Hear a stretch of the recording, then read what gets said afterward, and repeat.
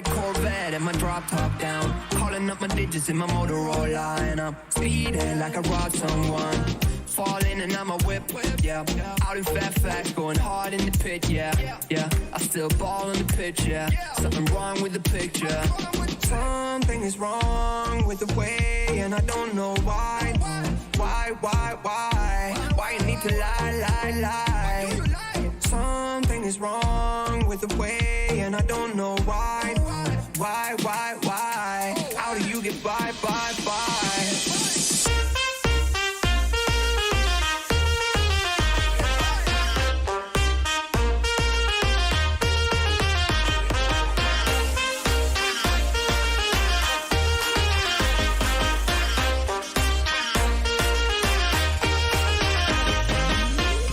Way longer than I'm used to.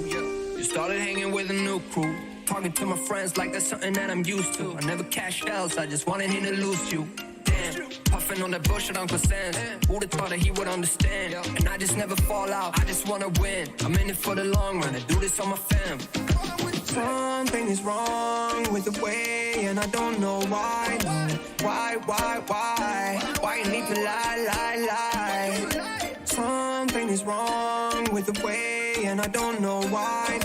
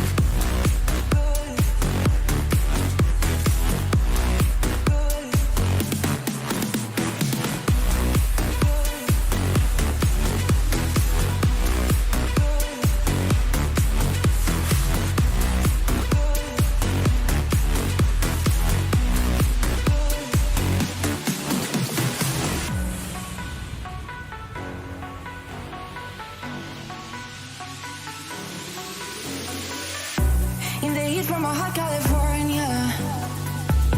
I forgot how you look like in rain. That's why I never thought it would matter.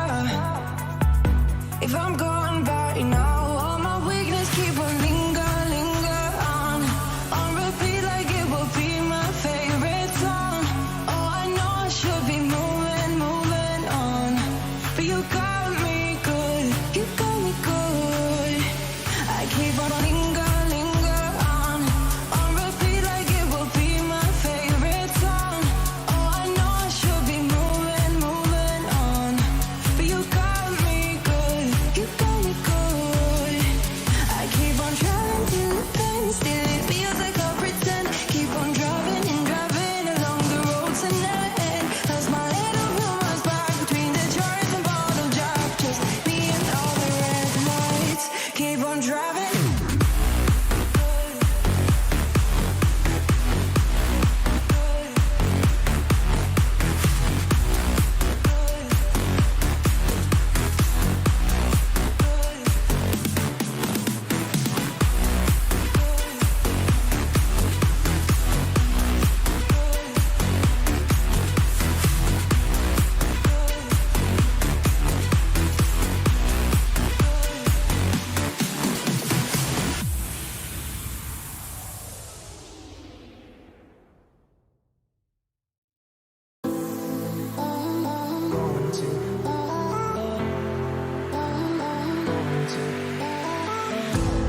I think that I'm going to hide it somewhere by a gated star. Baby, they ain't never gonna find me. I'm a renegade. I could be the one who saved you from this place. We could be as one and escape. We could run away, we don't gotta stay. I can feel it, it burns inside me. Take away the pain, we can go insane. I can feel it, it burns inside me. Burns inside me. Burns inside me. Burns inside me. I won't let you down.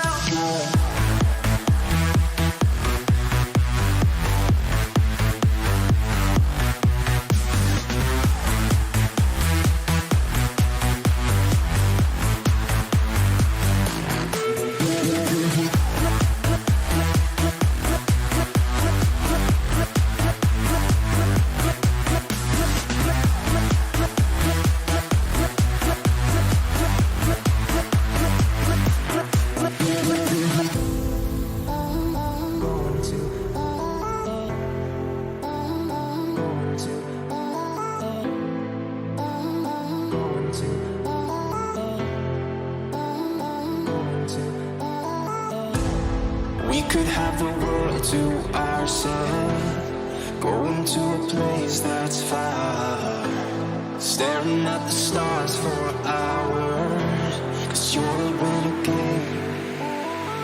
I could be the one who saved you from this place. We could be as one and escape. We could run away, we don't gotta stay. I can feel it, it burns inside me. Take away the pain, we can go insane. I can feel it, it burns inside me. We can run away, we don't gotta stay. I can feel it, it burns inside me. Take away the pain, we can go insane. Trust me, I won't let you down. I won't let you down.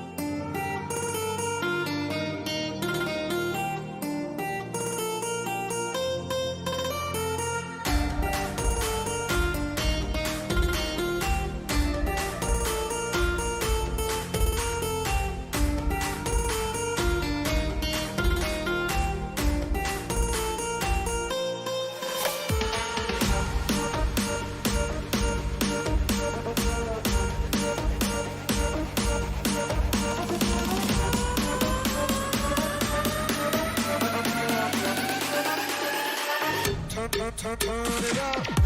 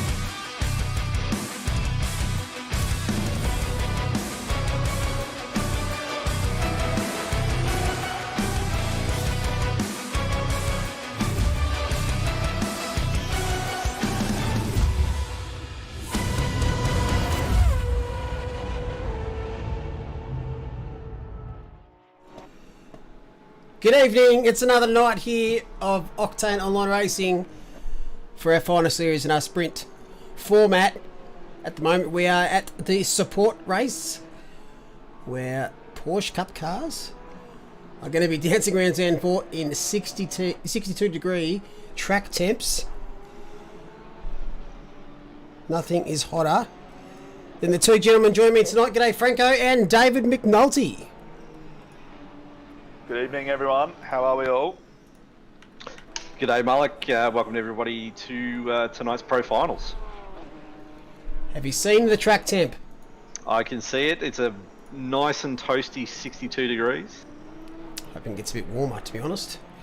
What is the max? Is there a theoretical? That's as high as I've seen it be so far.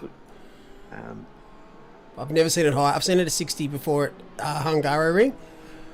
But the track itself on the server files is set to 70 degree ambient. So, obviously it doesn't go up that high.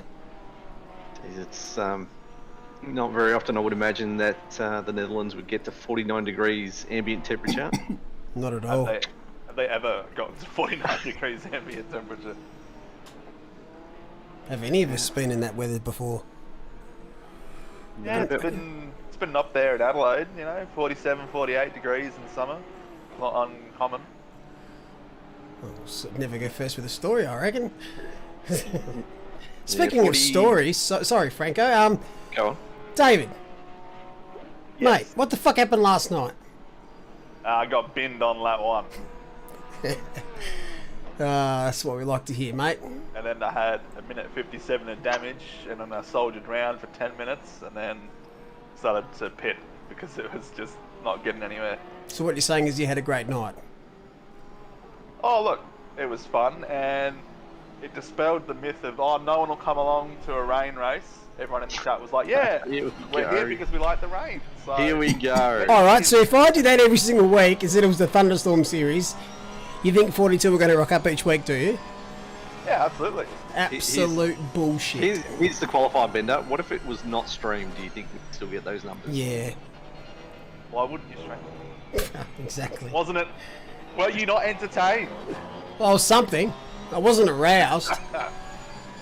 Look, mate, some of you, you're just please. Look, you're not wrong.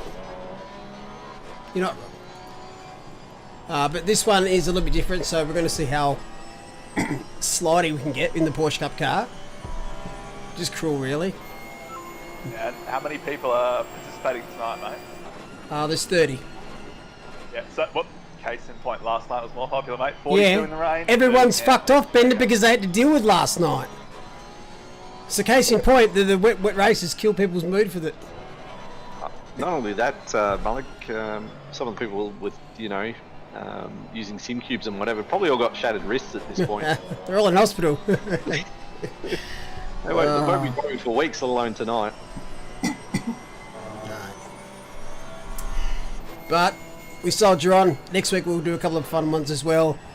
One will include the Jaguar for its farewell tour. The other race we are yet to decide. Surely that's got to be at a British track. The farewell tour for Jag. Yeah. Yeah, we need something with a massive wall after turn 1. Brands Hatch. Brands Hatch. Oh, it's a possibility. Either that or Snetterton. I think. I'm trying to think. Alton Park could be fun. We'll think of something. Oi, yes. I was just about to comment. I was watching Pat Oliver with his work on the wheel, and he is absolutely struggling to get that car turned at any speed. It just wants to keep going in the direction it is already going. It doesn't want to turn, so obviously, as we see there, a lot of counter steer through this long right-hander. Signet, once again, going to go out and do some laps. Now, final corner.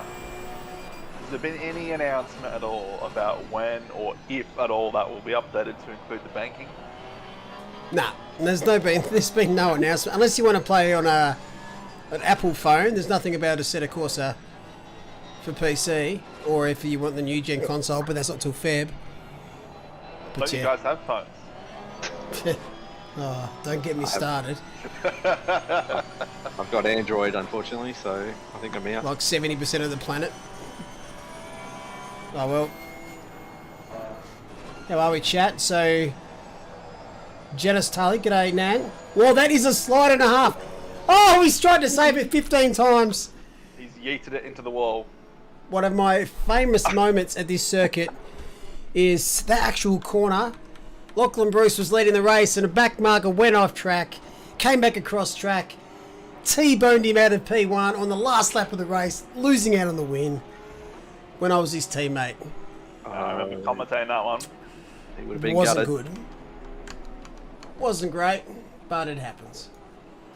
Yeah, chat also noticing what I was about to say, that Marshall just deciding to green flag it with a car in the kitty litter about 2 metres off the track. We must have the Imola Marshals today. So Jen says, on behalf of the Bender fan club, don't pick on Bender. Well, as the one person in his fan club, I'll try to honour that. I was going to say your mum getting on YouTube chat, Bender. Is that what's going on? Oh, maybe that's who the Rise 11 is. Maybe. That's your dad. Look at these cars. They absolutely have no grip. And it's just whatever direction of momentum you have, that's the direction you're going. Dan, I did a couple of those yesterday. You should watch the stream back and try and find them. Quite amusing. I lost my voice today, so I'm not really going to get much of a fire up out of me. But if you look through yesterday's stream, you'll find a couple of nice nuggets. Please fix Pat's name. Oh, he's done that just to troll my OCD. I should just kick him from server. I was going to say, that's going to be a race ban, surely. See, I was going to comment on it, but I was like, no, it annoys me enough already. Don't give it any airtime. We've spoken about it. We've addressed the issues. And unfortunately, I will not sleep tonight thanks to Pat. Apparently, Redza has 1,000 ping. Now, if this was a league race, he'd be unfortunately removed. Looks like it's settled down now. But it's not the highest ping we've ever seen. Pretty sure we've seen the 5 digits before. Pretty sure if you're in 4 digits, it's no longer measured in milliseconds, it's actual seconds. It is actual seconds. We had one with a 15-second ping. Oh, Yeah, it didn't last long. I wouldn't have thought so. So tonight we have our pro finals kicking off straight after this support race. We'll be at the Nürburgring again. The track's just gone up. Track's just gone up to 63. Oh. Saying what time? 1 PM. What's usually the hottest part? About now, about 2, I'd say. Yeah, okay. That's when the ground surface temperature hits its max due to sun exposure or something like that. I don't know how it's called, but if it's going to be hotter, it'll be for the race. But I'll be surprised if it's any warmer than that. I'll tell you what, those flags are fluttering pretty steadily for a 0 degree kilometre-hour wind. I was just thinking that. It smells like a footy club room in here at the moment. What is it, deep heat, is it? Yeah. Shoulder's playing up today. So I got the better half to put some deep heat or Tiger Balm on my shoulder. It felt good. Then it started kicking in. And now it feels like my shoulder's about 63 degrees. Oh. 63 still. There we go. Welcome to Carnage. Well done to Corey Sweet, who managed to stick it on pole position.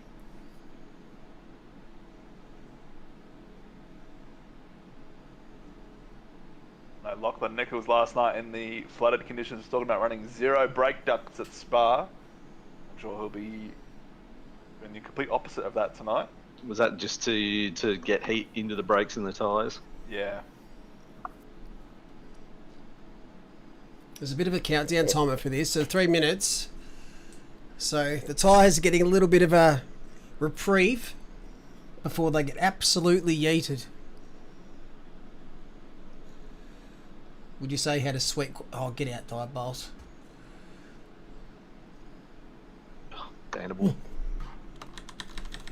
I'll put him in timeout. Keeps that up. I don't mind the looks of the Porsche Cup car. Something a bit different. At least it's got a couple of nice templates. I think. Oh, they look alright. I mean, the 24-hour Spa livery is alright. Oh, it's alright. Yeah, it's alright. I wouldn't say it's great, but it's alright. It's not offensive to the eyes.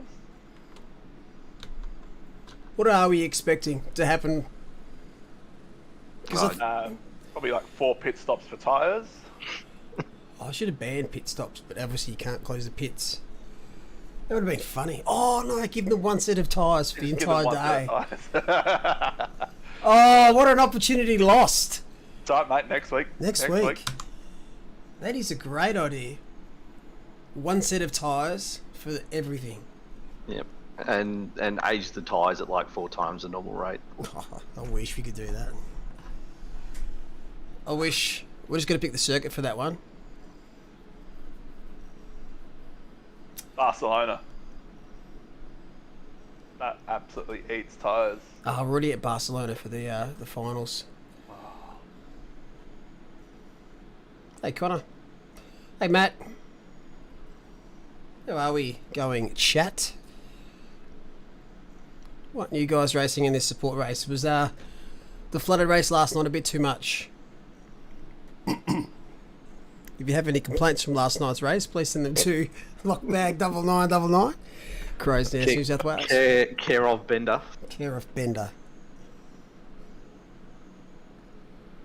Suzuka, one set of tyres. RIP 130R. G'day, Tom Kidman. So here we go, ready to start what will be a very slidey race. Don't take off too quickly, gents. Let's go on board with oh, Pickford. He's done it. He's done the capital letter. He's actually done it. I was just about to mention him when I saw Pat Oliver's name. Can I just point out something? We've got guys warming up their tyres. Oh, that's a very valid. Quick, look away. How embarrassing. Oh. I've heard of muscle memory, but surely you'd be going... And it doesn't really do anything. Oh, dear.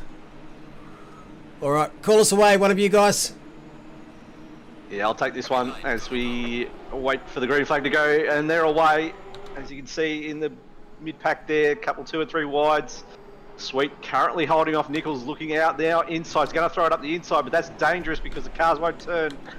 Tyres absolutely boiling at this point. 3 wide round turn 1, and it looks like they're all going to get away with it. Now they've got to filter down because now we're up to some of these blind corners where you need to have your own bit of racetrack, as we see a bit of bump and grind going on there between the two.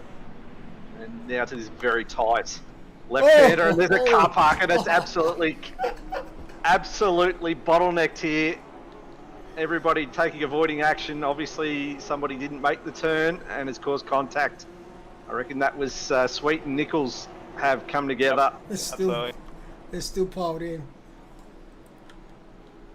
It's a big reason why we don't do Zan for this first sector.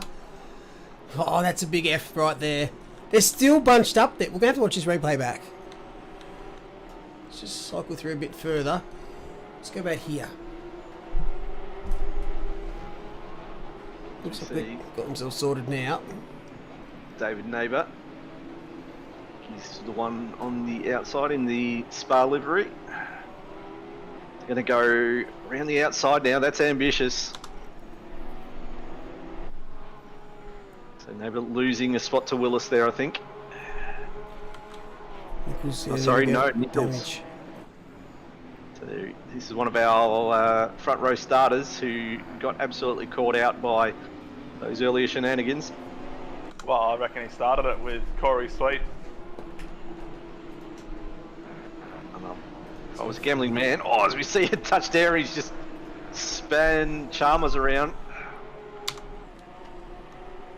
Poor old Super Nintendo Chalmers absolutely getting destroyed there and spun around on the last corner, and he's going to have to wait for most of the traffic to get around before we get back on track. See, there's just no turning in on these cars, not at the speeds you normally expect. They just, grip is not there.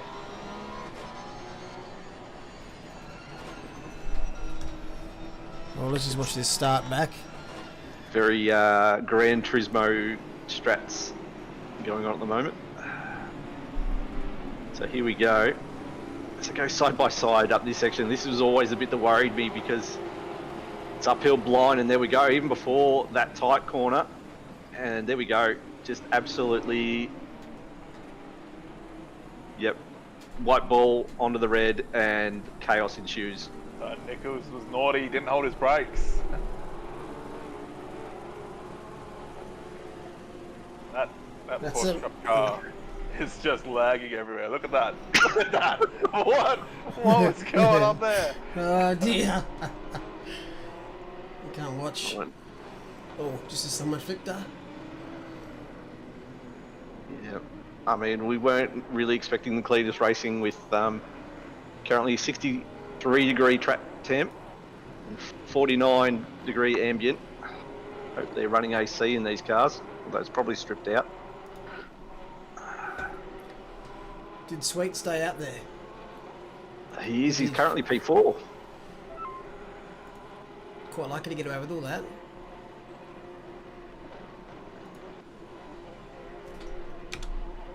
So Matthew Pignata currently leading from Hignett.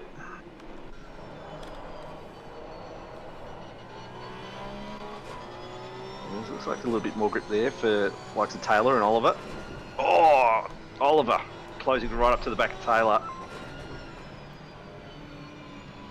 So obviously some people have a bit more confidence than others, or just totally different setups. Oh, as we see one round in the background there, a blue Porsche, and I think has wandered back onto the racing line. Far out. Yeah, it's still there as well. Yep, you just see massive yellow dots at that corner now. Another one to investigate. The stewards will be busy. What stewards?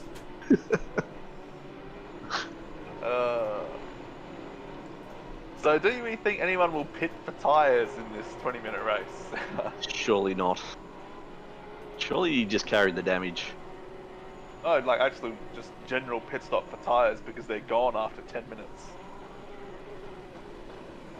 I think you just drive until they burst.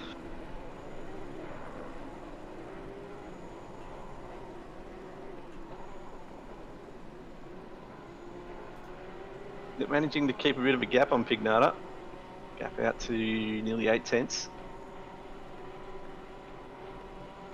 Just shows if you're not in the chaos, you can get into a bit of a rhythm. It's a bit like Mario Kart. If you're in the mid pack, you're just dodging shells and bananas the whole time. Yeah, but at least in Mario Kart you got the yo-yo mechanics.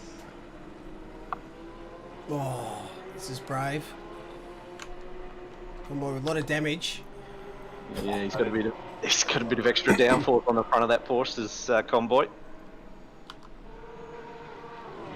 Absolute drag race that he will not win here. Is that Bugden? Oh, that's a dive. And he's going to get that spot back. And he's going to... No. Oh. Everybody's lost out there. There was no winners. Nope. That's not it. Oh, Zach Malloy. That slide shows you how warm these tyres are. That's hard into the wall.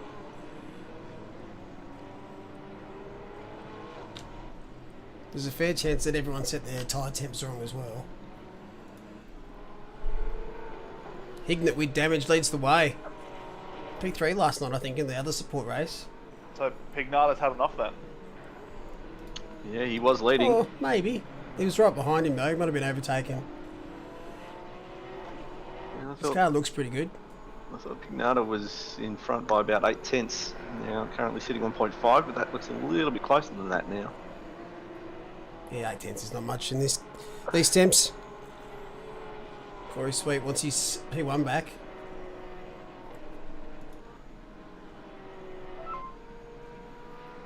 There you go, sets fastest lap. Well, the man that was on the front row with him probably carrying a bit of damage himself. He's got Ryan Duong looking for a move. Let's see if he has a look into turn 1.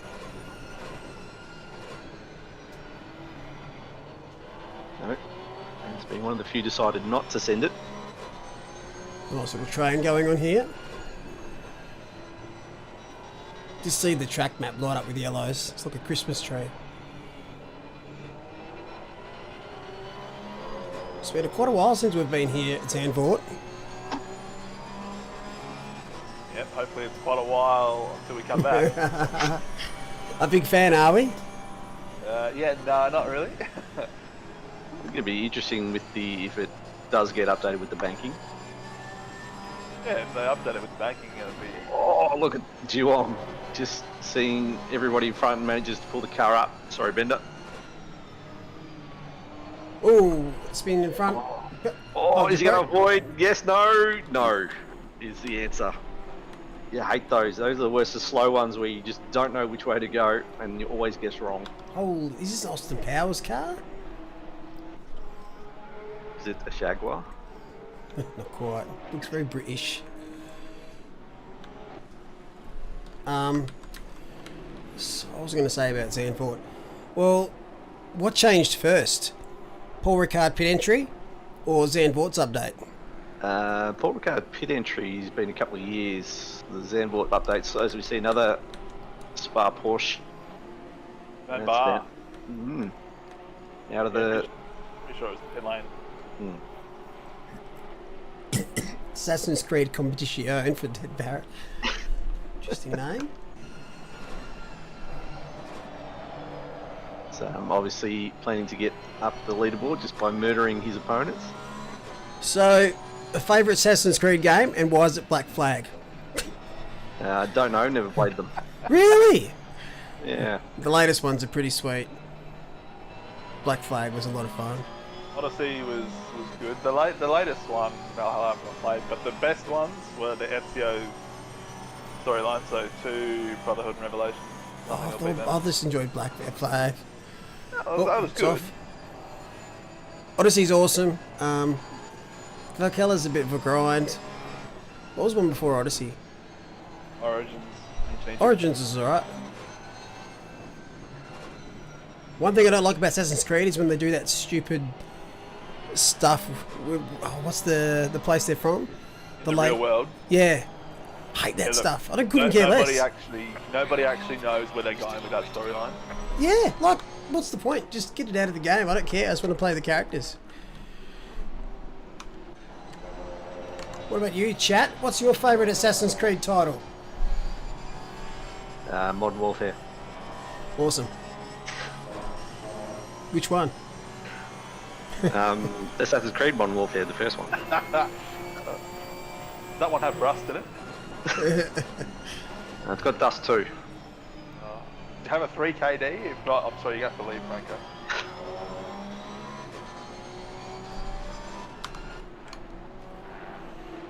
What's your favourite battlefield? This is that's Wow, that a was dangerous getting. So somebody is going to go for the pit strat. I don't know what my favourite is, but I'll tell you the one I have the best memories in, and that was the first one, 1942, with the Desert Combat mod, which was a precursor to what the sort of modern set battlefields were like. Yeah. Interesting. My most memories I've had is probably Battlefield 1, but I loved 3 and 4. I really enjoyed those two titles. Battlefield V, is that the recent one, the Battlefield V? Yes. Yeah, I haven't played that much. I liked 1 because I don't know, I had a good time with it, just enjoyed it. Like Black Ops 2 I used to enjoy, but I hate COD. Oh, see you, Ted. Oh, yeah, Ted's round. So it was Bad Company 2 for me. Battlefield, that was... Yeah, I think I played... I can't remember if it was Bad Company 1 or 2. I played a fair bit of, and that was quite enjoyable. May have been 1. That's wide. It's Taylor holding off one of the Jarekis. It's a Jareki holding off a Taylor now.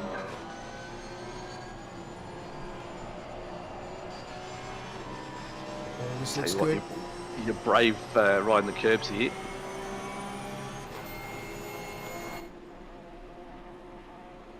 Send it. Oh, that's going to be sent. Textbook stuff. He left him in space though. He saw him there.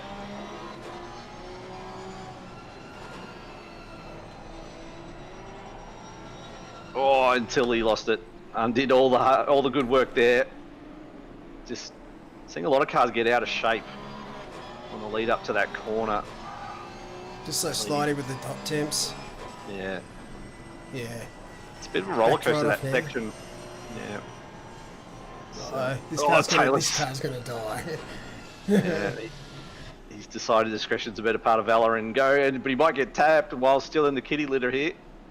That's Nichols coming through. He's got himself up to about P5. The car's seen better days too. That's Paddy Oliver.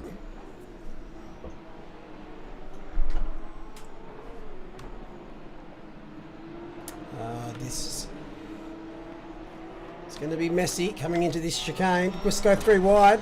Oh, let's not. Don't do it, guys. Don't do it. They've all got damage, and there we go. He somehow managed to avoid the wall, so he's done well, and can just cut across the corner there. You see that coming Oh. a mile away. His tyres are ruined now. Just what we need, more heat. Corey Sweet leads the way. I think he's going to need a drive-through penalty. Didn't he win last night? We Yeah, can't he have him win winning last night. twice. What do you reckon? What do you reckon, chat? Give it a couple of drive-throughs? Can we add ballast mid race? Yeah, it does fuck all though. What about restrictor and ballast? It does fuck all. It's changed a little bit lately. A bit of a play here. What about a drive-through with a lap to go? I'll do it right now.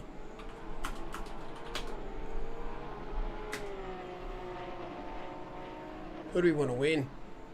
I think Nichols needs one too.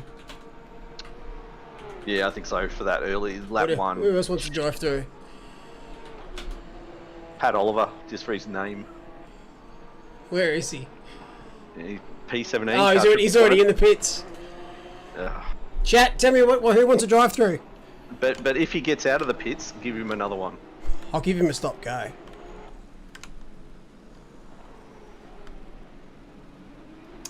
No visual damage equals drive through. Oh, that's a good one. Is that going to be any car though? Pinata looks like he might be getting a drive through. That looks pretty clean. I wonder if Corey Sweets honours his drive through. What have you got? You got three. He Well, you is. have to. I should say. No, Oh, he's. he can't pull it up. The car won't stop.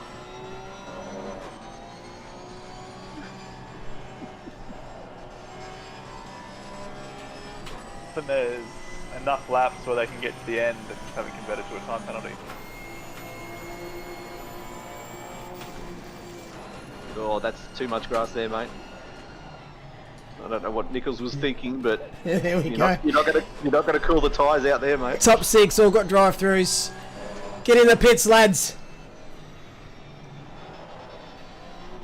Would really love to be able to just instantly change the weather in this game. If you watch the DTs back, that's from chat, everyone, except Corey Sweet. That's from me. So Harvey, big chance here to win this race.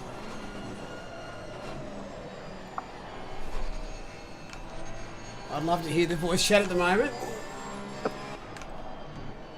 There'll be two words coming from this guy's mouth. It's be fuck Mullock. And I expect nothing less, Ezekiel. Any bets he's watching himself on stream? If so, Corey, fuck you, Tony. I don't just abuse people. He's a good friend and also he's a big jerk. Look, we don't abuse the viewers, mate. We've had this discussion. No, before. you don't abuse the viewers because you've been caught. And you know, come on, serve your penalty, Corey. I'm going to give you a stop go, mate. No, it's not going in. He's he knows he's on stream, so he's just making it look like he's going in. So they've got to serve it this lap, otherwise they'll get DQ'd for not serving it. Can you put a DQ on somebody if they don't serve it? That's fine. Can we disconnect? Did anyone serve it? There's a couple. No, They'll all serve 6. it this lap. Yeah. It's going to be this lap plus one more, so they have to serve it this lap. He's got to stop, go 30 now.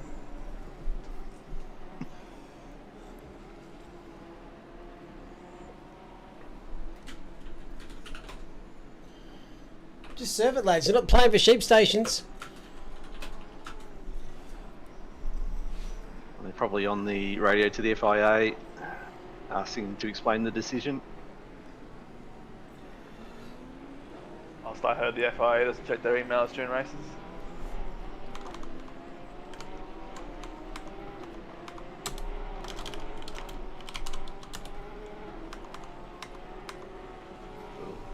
There we go.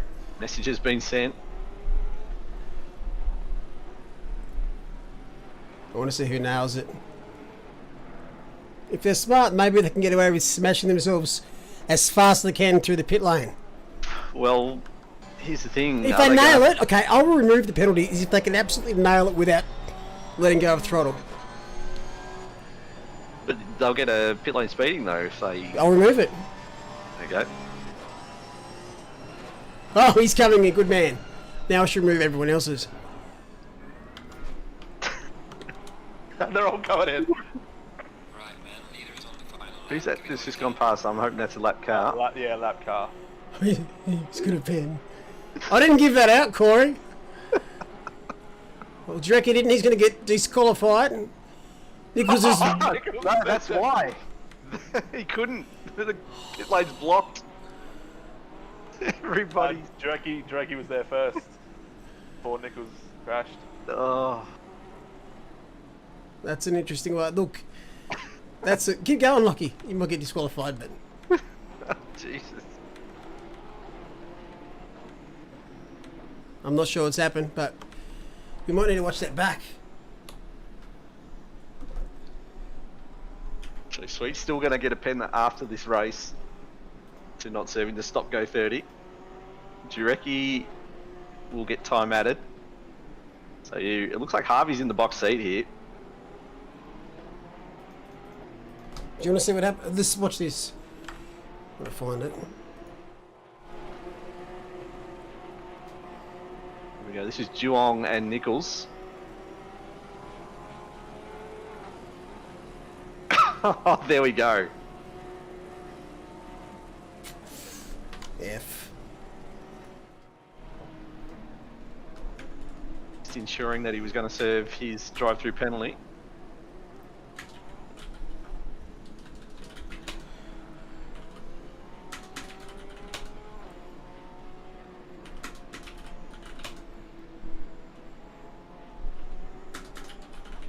Just trying to fix some of them up.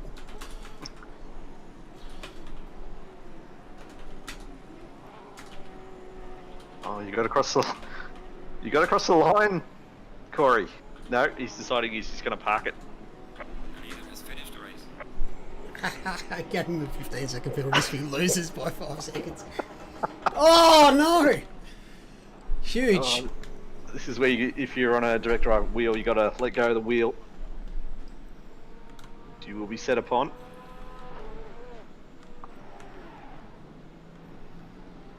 Best cross the line wins the race. Oh, careful of that. Bang. Oh, the pit entry.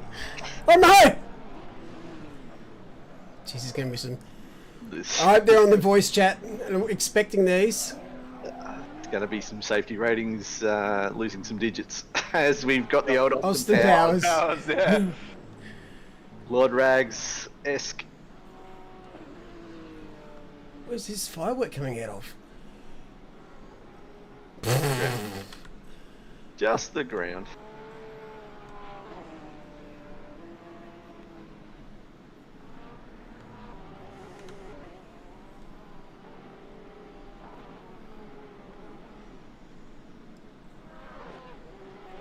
Come on, someone's got to send it to the fence. There we go. No. That's going to pull it up. Ah, well then.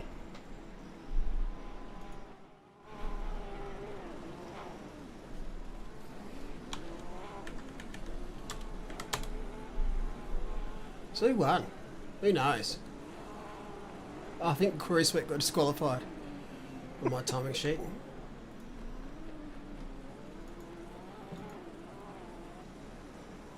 There we go. Sweet, Conboy, Nichols, still queued. As they should. Caused an absolute car park on lap 1. Well, let's go over to the Pro Finals.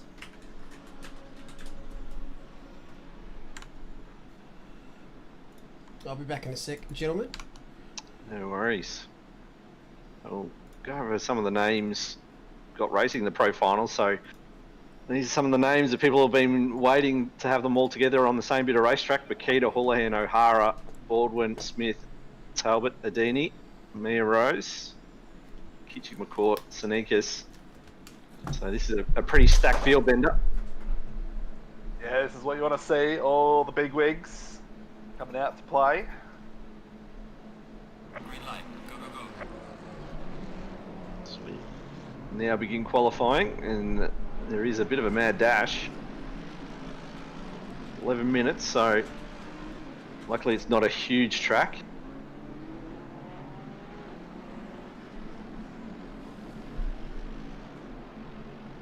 Meanwhile, Alex Bone coming off his 3rd place in the endurance. He's going to have a bit more luck than what he's had in the Sprint Series this year.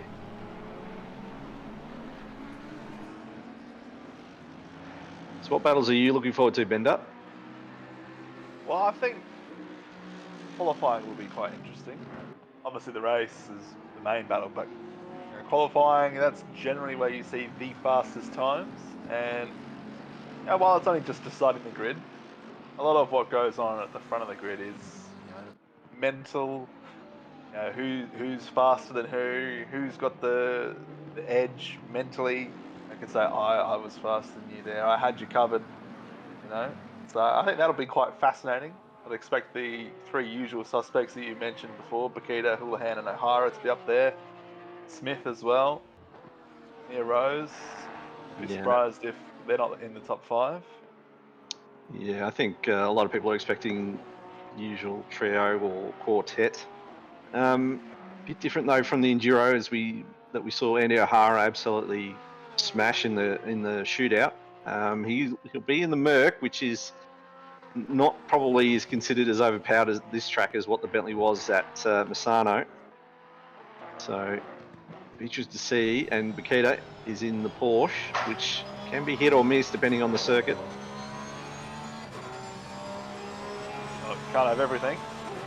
No, that's it, and that's what makes this different from the enduro. You've got to pick a car and run it over multiple tracks, not pick what you think is the best suit for you at a particular circuit. As we watch Bakita tip it into turn 1. Tricky, complex section this. Very easy to lose time if you just brake a little bit later as she runs it well wide out onto the AstroTurf, tucks it back in.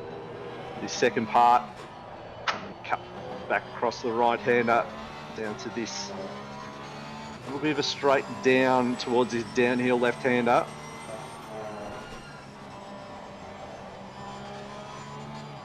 Very nicely done, tips it in. This tight little hairpin down the run to the big hairpin, the bottom part of the circuit. Use as much on the outside as what I thought she may have. Still runs it wide on the exit, uses all the curb down through the Schumacher S's. Oh, that was close. Yeah, a little bit wider than probably what she thought or would have liked to. There we go, hard braking down. Once again, into a nice little downhill section. Once again, running it out wide. Now the run towards the chicane. This is This is a part sort of can separate good drivers from very good drivers. It's so easy to lose the car if it's not set up. If you hit those curbs. Now onto the last. It'll be a good benchmark for see where everyone is. There she goes. 153.4. Yeah, I reckon she had a bit of time in that last chicane. She wasn't really pushing that hard over the curbs there. Still the quickest so far, as I think it was Gallo Bone crossing the line. This is Houlihan. Houlihan goes quickest, 0.015, so only just. Thanks to the hamster for the dono in chat. Legend as always. So Houlihan currently holding on a provisional pole with 7.5 to go. Yeah, still a couple of the heavy hitters yet to set a time. Of course, the track is very busy out there. Although I'd have to say, pit timings, everyone has done the old classic manoeuvre of, let's leave the pits now, instead of waiting a minute and then finding yourself in acres of space. Yeah, it always wonders with me with that, because this is ACC is the sort of game where you can spend 3-4 laps getting a bit of a rhythm and getting a fast time. You don't have to get it right on your first out lap. You can chew 7 or 8 minutes on the one set of tyres and still be very competitive if you put enough fuel in. Houlihan currently sitting on provisional pole, but as you mentioned earlier, I think Makita's got a little bit more time left out on the circuit. Yeah, I reckon O'Hara would have a bit of time as well. Almost 4/10 down there. Can't see Mia Rose on there, so I'm not sure if she's set a time yet. No. Makita does go faster at 53.3. James 10.5 off her best. Yeah, I still think there's a little bit more time there as we see what Houlihan can do on his second flying. The other traffic gets out the way. Improves, but still 600ths off. Wow, those two have been going blow for blow during this qualifying session. Never more than a 10th between them. Meanwhile, his man is considered a pretty hot tip. He's currently half a second off the leading pair. Muscle that Mercedes around at the moment. Can be a little bit of a handful to drive at times. Have a look at the battle on the left there for, I was going to say 3rd through 7th, but it keeps changing as Jake Baldwin goes fastest with 53.2. Yeah, that's a great time from Jakey Baldwin. We've got Hobbs and Talbot who've got identical times. Floyd, Rose and Bianbi all within a 10th. About 5 positions there. Yeah, this is what you like to see. Absolute tight grouping of drivers. As O'Hara goes second, some half a 10th off Jake Baldwin. Welcome to the party.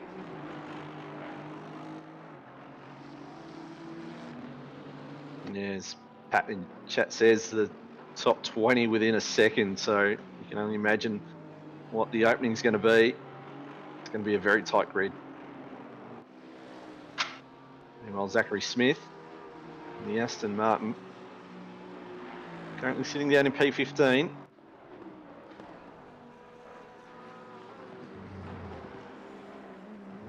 What can he do? He's got just over 4 minutes, so he's got plenty of time to get a couple of laps in. But it's the Aston is pretty decent around here. Such a competitive field, though.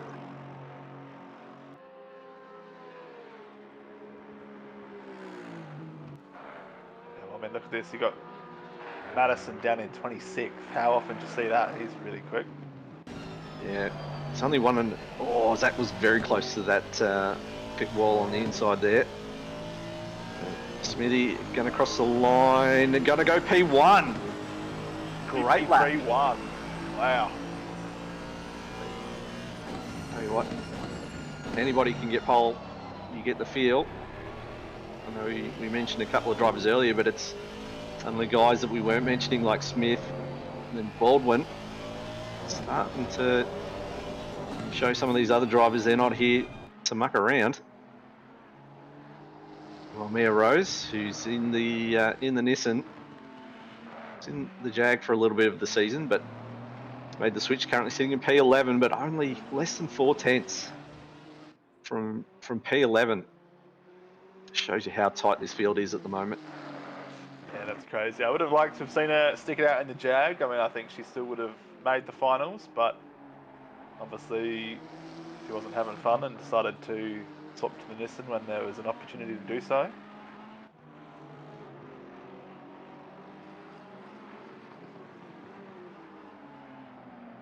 Starting to wind down, and people are probably just lining up to do their final assaults on their qualifying lap. Look at that, the top 6. 1.5 tenths separate the top 6. That is amazingly tight, and it looks like Mia is leaving it all out on the track on this lap.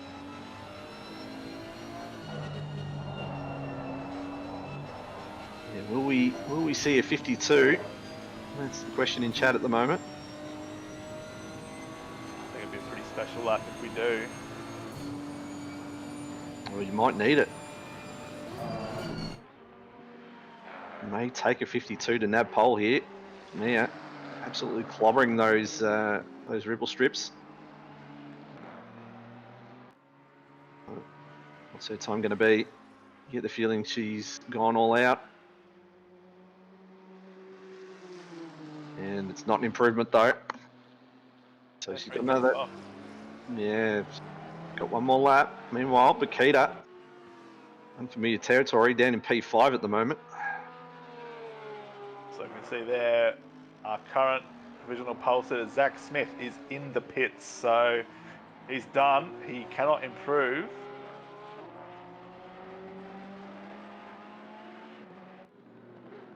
Diabol's in chat saying Smithy was up and bottled the chicane, so be a bit annoyed about that. Meanwhile, Bakita, you can see on the timing screens, 2/10 up, which will be enough to grab provisional pole. Drops it down to 15, so it's going to be close. It's going to have to nail the last sector.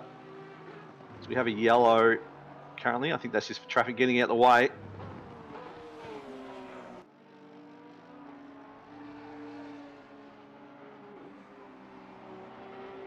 Will Bakita get this lap and one more? She's got 35 seconds to get around. This will be it. This is the last lap for her. Well, I think it'll be close. Oh, she might just get one more in.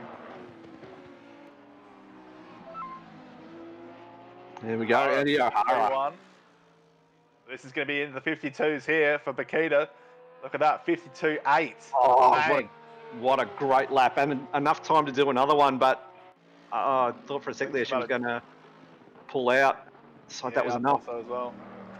O'Hara looks like he's still got one more lap to go, although he might have invalidated, not sure. Meanwhile, the man who was on pole for a fair bit in this qualifying, currently borderline, not improving at the moment. But yeah, you just see that gap now, and you see P2 and 3, Smith and O'Hara on the exact same time.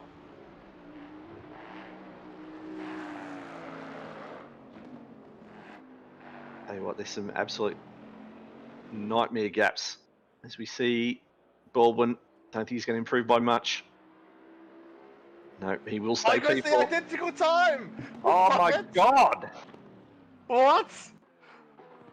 Oh, I don't think I've ever seen 3. Oh, F1, Formula 1 1997 at Jerez. Yeah. I mean, that was just incredible, the mythical 4th digit, but here, what? Wow. Well, we did say this was going to be a super competitive field. Probably didn't think it was going to be that competitive. That's, that's very, very rare. Well, Gallo. Sorry, Gallo left, and Bakita, I think she's just on a parade lap at the moment. Well, why not? On track, yeah, why not? Set an absolute dynamite pole time. I don't think it'll be much to improve, but it's not going to matter. She is going to start P1. Yep, we'll stay 52.8. So there you go. Bakita absolutely pulls it out at the end of qualifying. Start P1, and then you've got 2, 3, and 4 all on the same time. Smith, O'Hara, and Baldwin. Wow. That is, Wow. yeah. And just have a look at some of these other gaps. Then you've got Adini and Hobbs, 3,000s. 6,000s between Floyd and Talbot. 3,000s between Gibbons and second. There's absolutely nothing in these gaps. So you can only imagine what these battles are going to be. Look, you just see on the timing screens, it's absolutely the cream of the crop here, all doing similar times. Safety car obviously not setting a time, needs to work on that.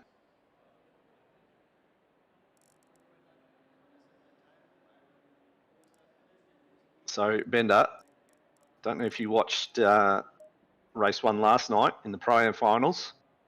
Turn 1 here, I made a statement in chat saying turn 1 here is worse than turn 1 at Monza. Oh, that's...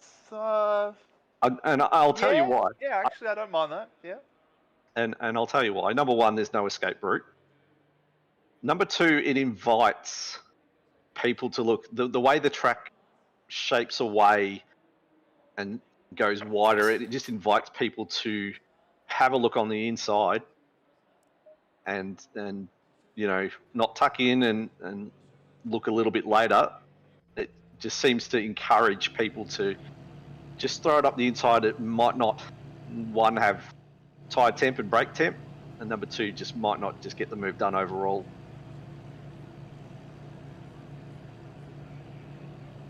Yeah, I mean, Monza turn 1, I think the main part there is just so tight. You know, if everyone tries to make it, the first car bubbles up across the curbs and then sort of creates a chain reaction. Whereas here, yeah, like you're saying, you've got the different lines. Yeah, Monza, there's really only 1.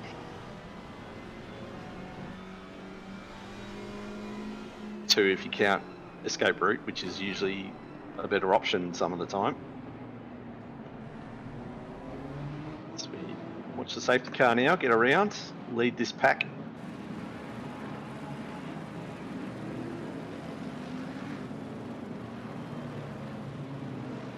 So we'll have race 1, and then I think it's the top 10 will be your reverse grid race 2.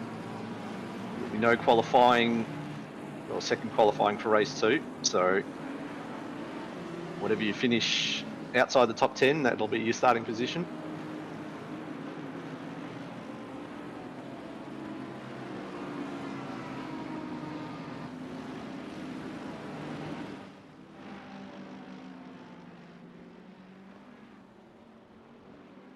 See much better track temps this time. Only 29 degrees track temp. Yeah, only 29. 3 kilometre-hour wind, so you wouldn't think there'd be much in the way of weather.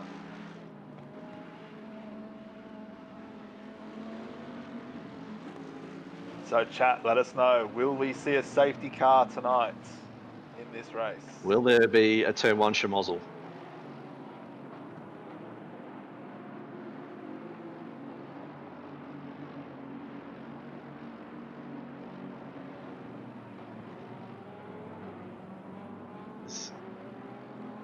Start to head towards the back part of the circuit. They'll start to form up.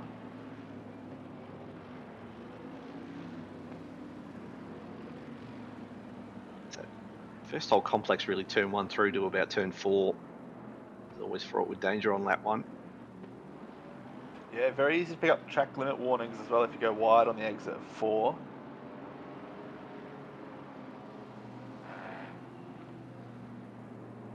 You wouldn't think track limit warnings would be too bad in a 20-minute race, but you never know. Bit of carnage, bit of contact. We'll sudden you got 2 warnings and there's 15 minutes to go. Yeah, Bender, I think it's your turn to call the start of a race. So I'll leave it over to you for race 1. Yep, no worries, mate. The Alpine safety car has peeled away. Parked up nicely in the pit lane there.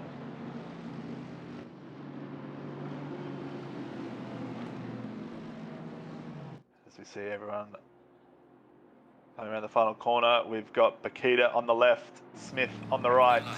Lights go green. We even start the, looks like the Bentley, or the Audi there of Mitch Hobbs has a great start. Mercedes as well, Ben Floyd doing well. O'Hara just having a look. Some cars off in the kitty litter already. What is that Bentley doing on the inside? Oh my goodness. What was that? But they avoided doing the Valtteri Bottas move and cleaning up 3 cars. So everyone else is still racing. Yeah, I wonder if sorry, Bender. Here. No, he's having a look at Bakita, but also being attacked by O'Hara. O'Hara up the inside, Houlihan there, up into 4th. So it looks like Baldwin dropped the position early on here. Looks like Mia Rose in the Nissan also gained a few positions. I think that is a Nissan there in P5. Yep, as we wait for the timing screen to update. And that's one of the drawbacks of ACC is it takes a little bit. You're right, Mia Rose all the way up into P4. Meanwhile, Bakita still holds off from Smith and O'Hara. But yeah, as you saw before, there was a Bentley on the inside, and it reminded me of turn 1 last night. I wonder if it got a bump, it was forced onto the grass, but luckily it was going a bit slower than as it's gone off here. Cars are into the wall, and that's a lot of damage. Is that going to be a safety car? You might have to wait for a replay, but who's that? That's Cruz. Probably Samwise Holmes, maybe. Yeah, it is. Oh, that looks like a lot of damage to the front of that Mercedes. Unfortunately for them, sorry, it's going to be no safety car. Umpire says play on, and there's Bentley on this in action here. Yeah, that's Mia Rose. I think it's been caught up in this. That's Baldwin and Adini all getting caught up, and they're going to lose a ton of positions as the traffic moves past.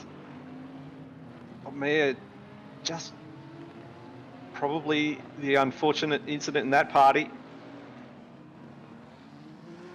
As they get on their way now, but it looked like Mia got a tap from the rear as she was coming around the final corner, and unfortunately had to wait for a ton of traffic to get through. And I think there may be a safety car call. There is. Safety car has been deployed. So I think Mitch Hobbs might have been caught up in that. I think he tried to escape cutting underneath the inside there, and then the Bentley hadn't finished quite rolling. He might just had a bit of front right damage. Yeah, so it wasn't turn 1 this time. It was the end of, well, towards the end of lap 2. All of a sudden, people are fighting for position, and some incidents have occurred. So we've got the safety car out. So here we go. This is the first. No, this is Mia Rose and Baldwin. So Baldwin having a look. Yeah, and just collecting the rear quarter panel. And there we go. Just spins both around, and now they've got to just hold the brakes and hope that everybody misses. Yeah, I reckon that first tap would have been marginal if Mia had gone around, but I reckon when the second tap from the second Bentley came in there, that just settled it, and it was like, no, the Nissan's gone. Yeah, she's on full lock there on the steering, coming around the last corner, and was just helped around. Well, I think this is the first incident we saw with Cameron Ross. So we've got a dive bomb from one of the Hondas there into the last. Then side by side up towards the Schumacher S. And there we go. Lambo just coming back in front and getting turned around, and unfortunately there was a huge pack of cars coming through.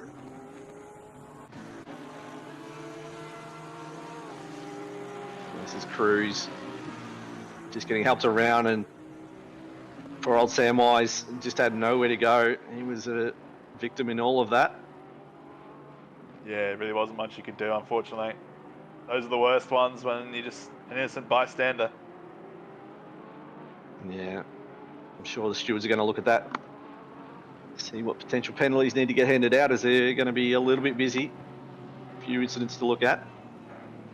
Meanwhile, body's still under the safety car. Safety car going around for another lap. So this is going to eat a fair chunk of time in this 20-minute race. So it will help preserve the tyres a little bit.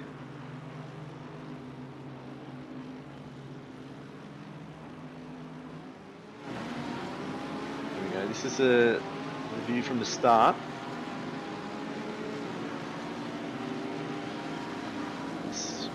Watching Reynolds at the moment. There we go. Conan going exit stage left, having to go the long way round.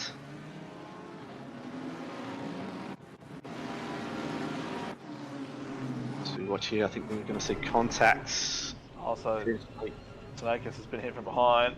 Yeah, carbon copy of last night, except he was going probably about 40 k's an hour slower.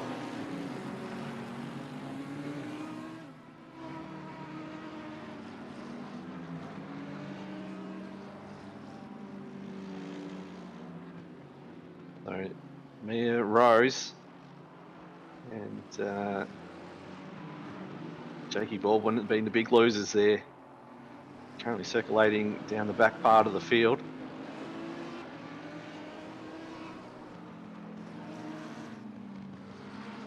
Mia with a great start, starting from about P9. I think she was up to about P5 after the first couple of sectors.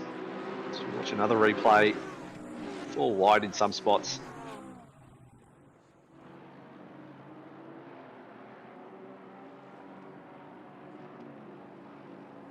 So we think safety car will be in this lap. You reckon? Yeah, I would think so. Most of the traffic is out of the pits. There's only 2 cars still to catch up. I think the message is going to be safety car will be in, although I'm probably wrong.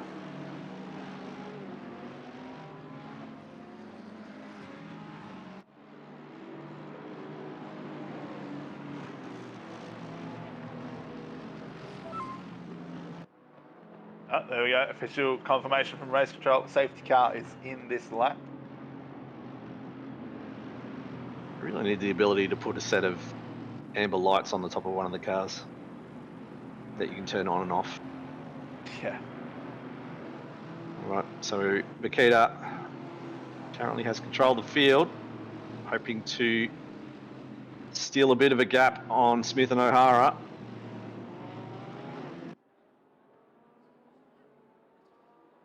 And there she goes. Off away she has.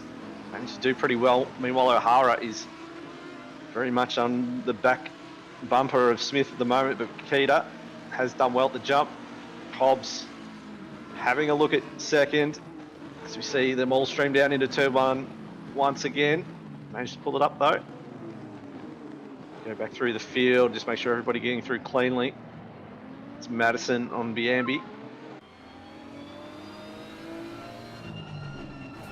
Looking at a move, and it's going to be contact there as well. I'm just got to be careful now as Biambi. Oh, what was that rejoin?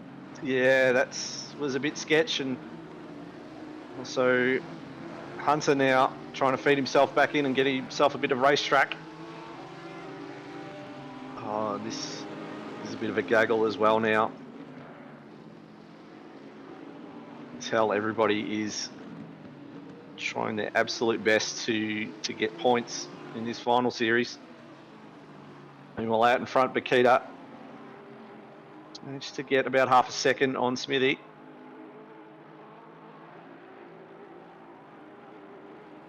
And O'Hara just lurking 4/10 off the back as well. Got a feel he's going to be potentially launching an attack on Smithies very shortly. Yeah, I mean, you can't really wait around anymore. Safety car has come in and there's only 10 minutes left, so probably, what's that, 5-6 laps, maybe. Yeah, so obviously they won't be worrying too much about the tyres. Number one, it's a short race. Number two, they've been on the safety car for about 4 or 5 minutes. So it should be virtually all out attack. Spikita goes in with the fastest lap after the restart.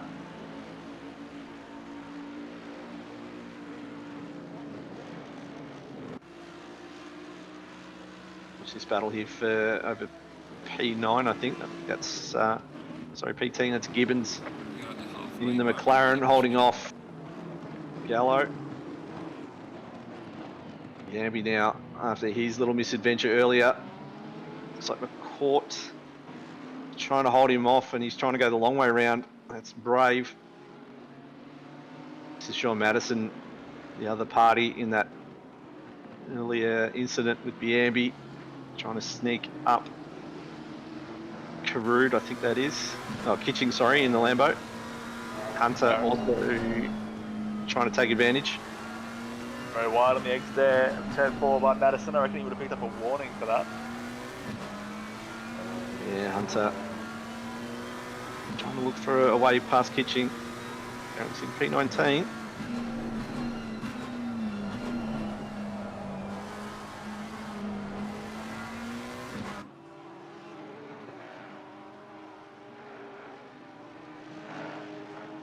So 8 minutes, just under 9 minutes to go, rather. Yeah. So Mia Rose currently sitting in a trio of Nissans in P24. As we see a Bentley get wide and then go back on the racetrack, and one of the Astons had to take avoiding action, and now we've got 2x2. Oh, it's contact there. There's a hip and shoulder. I think that was Lamb. And potentially Rose got tagged. Meanwhile, Reynolds trying to get around. McIntosh might decide to go around the long way. Here, Rose lurking in the background there. Sam missing as well. So Mare's got a bit of a drag on Conan. Is she going to throw it up the inside of her teammate? Going to stay wide. Conan's going to defend on the inside. And they're going to go 3 wide into turn 1. Wow. How do they not end in tears? I don't know. No, McIntosh is going to lose 2 spots though, and potentially 3. He's going to lose out to all 3 Nissans. This is the old triangle formation, but the Nissans. Yeah, they've definitely done the business there on poor old McIntosh, who once he was out wide, there was nowhere for him to feed back onto the racing line. Got Cameron Ross now in the Porsche. So, poor old Bentley. Meanwhile, Mia and Reynolds trying to make their way through the field.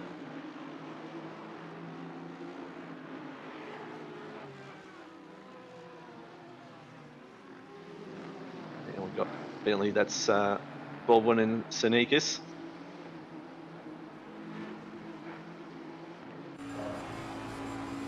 Very fast section through the S's. So very hard to get an overtake through this section as well, as he pulls in to get on as much curb as they can. And try and carry as much speed through here as they charge towards the chicane.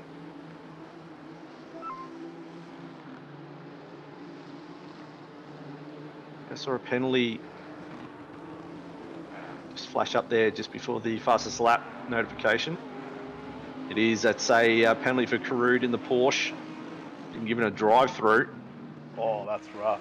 They obviously, stewards looked at it and they've decided that's whatever he's done is worth it. So he's obviously been a bit naughty, either on the start of the race or the restart. Meanwhile, battle at the front, Bakita, she's opened the gap to 2 seconds. So she's backing up her qualifying performance.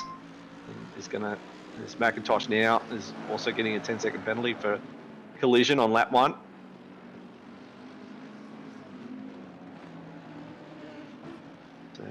So don't count out a Dini just off the back of that trio as well. You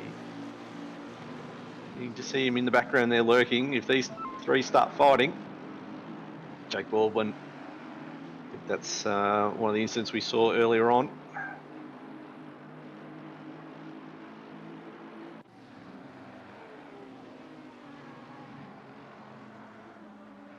This is Gibbons, Gallo, Raschuti and McCourt. That's Biambi in the Audi at the background there too. So you're starting to count down, Bender. Probably going to start seeing some moves shortly.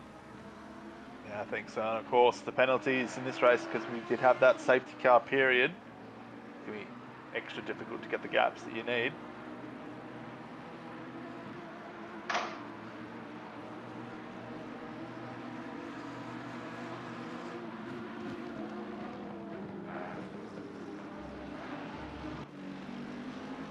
Meanwhile, Andy O'Hara under pressure from Houlihan now. He's had to go on the defensive line very early on the straight and make Houlihan go around wide around the outside. It's not impossible. It's going to be very hard to get it done on a man like Andy O'Hara. He manages to hold off Houlihan. That has helped Zachary Smith a little bit. He's stolen a couple of car lengths now. Yeah, I think it's looking like a battle for third. O'Hara just dropping back from Smith a bit, as you were saying. 9/10 was the gap. Wait as they come through the next split. Well, still a fair way to go for the end of Sector 1, but yeah, it looks like O'Hara at this stage does not have the pace to keep up with Smith, who doesn't have the pace to keep up with Makita. Yeah, Makita doing the business out in front at the moment. She's got 2.5 seconds with 3 minutes to go.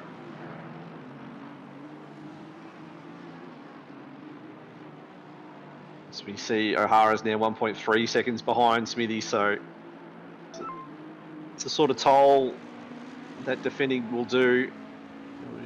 Make it very hard to keep on the back of the car in front. See McIntosh picking up the 15-second penalty for a collision on lap 1 there.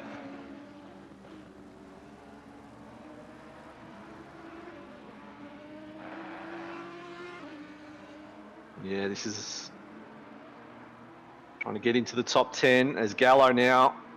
He's going to look on the inside through this fast corner on Gibbons. Gibbons is going to probably take the inside. He's going to squeeze him as much as he dares into the chicane, and there's going to be contact, and it's just going to be held on by Gallo. He's done well as Raschuti came in hot and heavy through the chicane. And there's a move from Biambi on Bone, I think that was. He's now in a bit of a Merc sandwich between McCourt and Bone. Biambi up to P14. And now there's a send from the Nissan. That's Reynolds, is it? No, Madison. And it's contact between him and Biambi. Oh, and there's a little bit of rub in there as well. Biambi and Bone, by the looks of it. Yep. So this is the battle for pole. And oh, that was. Oh, it's going to be a double send. So is that Bone who's currently dropped 2 spots? It is. And that was a bit rude for my liking by Biambi. I mean, you just sent it, and the other guy who's ahead, you're trusting them to turn out of the corner to not make contact. Sure, that will get looked at, but that is all for a battle for P10, which is P1 in race 2. And well, Makita doing everything she can to take max points out of race 1. Samwise Holmes gets a 15-second penalty for a collision. So we probably got this lap and one more. This is Talbot second. Also Floyd currently sitting P6, 7 and 8. Meanwhile, Gibbons fighting like hell to hold on to that P10. We are going to get one more lap in. So race leader Makita crosses the start finish line. So Dini also only 3/10 off the back of Houlihan, so that Also be a battle that'll come down to the last corner.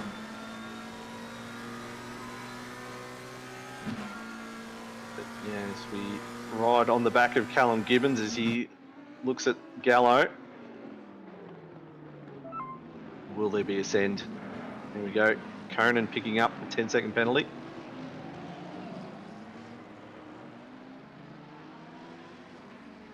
Well, that was on lap 8, so I'm guessing the stewards have pretty much all but caught up now on the lap 1 and lap 2 incidents.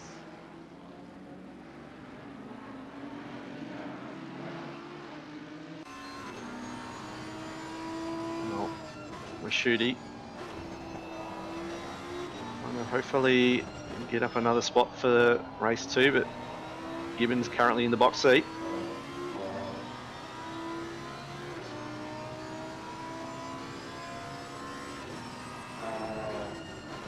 Given the chaos has gone on in front of him, Gibbons would be pretty happy with a P10 finish and a P1 start for race 2.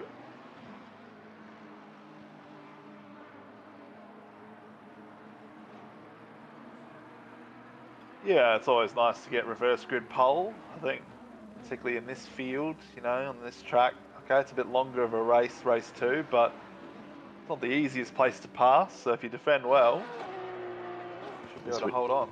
Yeah, as we watch Philippa Bakita, who's kept out of trouble, shown a clean pair of heels and will take the win in race 1. Zachary Smith will hold on for P2. It's going to be Andy O'Hara 3, Houlihan 4, Adini 5, and it's going to be Floyd Talbot, Kimmy 2nd. But this is the battle we're all sort of looking at, and it's going to be Callum Gibbons. He's going to hold on to P10, and we'll start P1. So Gibbons, Gallo, Rashuti, McCourt, Biambi, Madison. You start to see some of the lower runners come through. Baldwin, Sneakus, Ross, Kitching, Samwise Holmes, who does have that pen. We've got Lamb Ty, Cruz.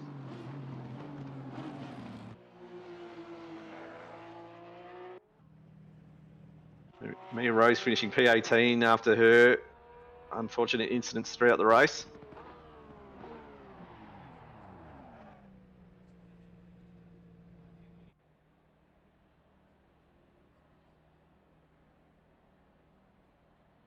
So there we go. That's race 1 done and dusted.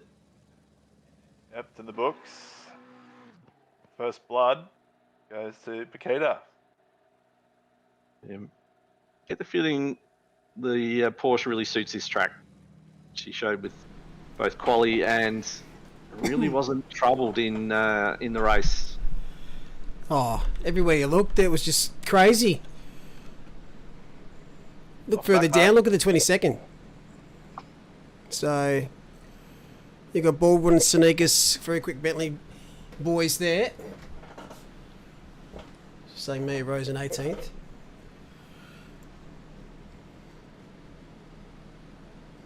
So to keep up was like an octopus there. Yes, it certainly was definitely in that sort of P10. There was a massive battle going on.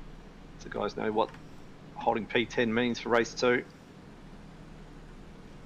Don't know what the game's waiting for here. Held to freeze over. So it looks like Callum Gibbons is going to be the front row here with Mitch Hobbs for race 2. Great battle there between Gibbons, Gallo, Rashuti, McCourt, Biambi, Madison, Bowen. So 5-minute break. Thought I'd just pop back in whilst dying. What did you take away from that, Jet?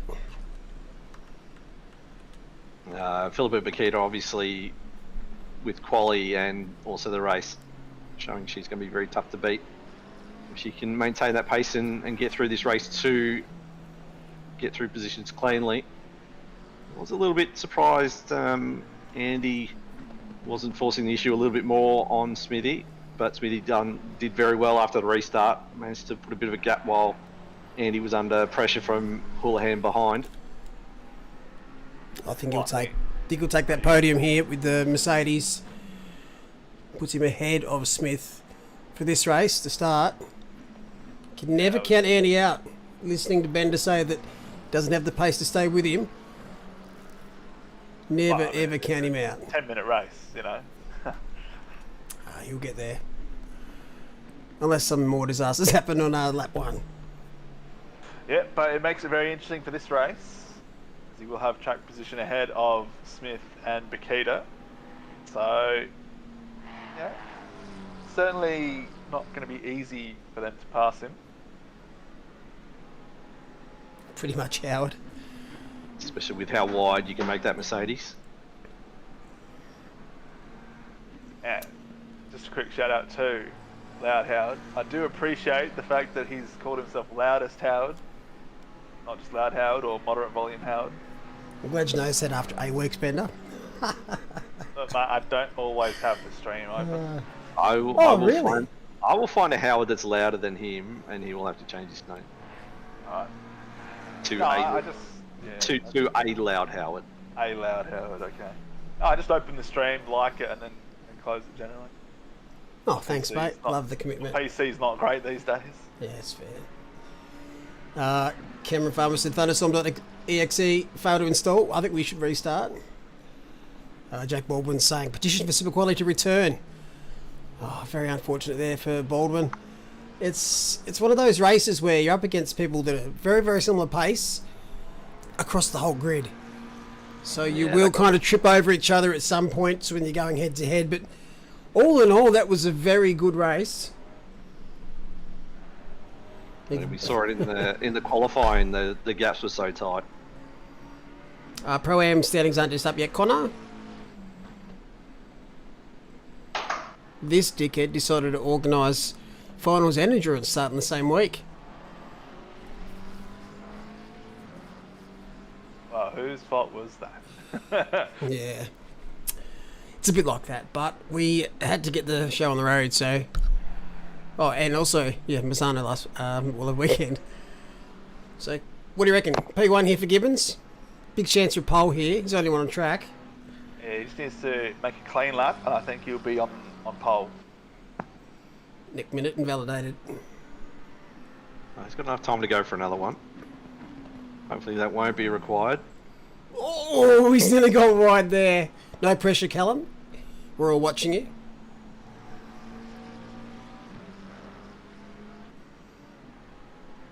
Yeah, Laguna on Saturday. You make a return to Laguna Seca for the first time for a long time. Much like Zandvoort tonight. It's been, I think, since that season when those two tracks were first introduced to the game. We haven't gone back for a few reasons, but... And good riddance. I think it's a like Laguna Seca. It's a little bit different. So hopefully for the endurance series, it's not a dash, so people could take it a little bit safer, especially through the corkscrew. Zandvoort was a lot of fun. So hopefully we have no need for a safety car for race 2, but Speaking of being Zandvoort, honest, what was that? Speaking of Zandvoort, how quick is the turnaround feel from Spa to Zandvoort in Formula 1? After having a break for so long, now we've just gotten through the debacle that was Spa, and now free practice is tomorrow. Well, they haven't had to fix any cars from the Saturday, so it's pretty alright for the garage, and obviously it's just down the road. Yep. But kind of sucks that we missed Spa, but that was the right decision. Oh, I have no doubt with the decision. Hopefully maybe it's common sense can prevail and we can see another Spa effort later in the year. Whether they can get that in there, who knows, but... I think that's logistically so hard to do, though, these days. Oh, yeah. It is, for sure. You need a lot of planning ahead as well. It's obviously hard to refund as well, because most of your tickets are like weekend passes. So, how do you refund that? You just refund them the Sunday's worth, or... Well, who knows? Say just refund them. F1 is not a simple business. Remember way back, some of you young'uns might not remember this, the 2005 Indianapolis F1 Some of you young'uns. Yeah. How old are you, Ben? How old are you, Bender? I'm older than you, Bender. I'm talking to the chat, guys. I'm literally older than you. Yeah, you guys will remember. F1 issued refunds for that event. It wasn't Formula One. It wasn't the FIA. It wasn't the Indianapolis track owners. It was Michelin, the tyre producer, who issued the refund. So What's that? Well, no one else wanted to issue the refund because you weren't going to get money out of Bernie. It wasn't their fault. So they said no, it's a race. There were 6 cars going around. It's a race. That's fine. So Michelin issued the refund. So, and that was a fiasco. So now we come to Spa, and obviously common sense did prevail. I think the decision on Saturday to run quali and then Lando Norris's big crash, perhaps, if they'd red flagged it or just delayed Q3, and then it'd be fine delaying the race on Sunday and red flagging it, no worries. But who's going to refund it now? Is it going to be the FIA? Is it going to be Formula One management? Is it going to be the Spa track promoter? Well, the circuit? the difference being Indy 2005 was an event that, I think that could have been avoided or remedied, or you couldn't do anything about the weather. There's nothing anyone can do about the fact that it's pissing with rain for 2 days straight. Oh, well, that's right. Different issues, but Indy could have been resolved if teams wanted to come together to put the event on. Some teams were willing to make changes. Some teams weren't, feeling that they shouldn't have to change to suit other teams to make sure the event goes ahead for them. So I think it's a little bit harder to compare Indy 2005 to Spa this year. What we can compare though is this straight line is just as bad as shit as every other round we've done. What's that Audi doing?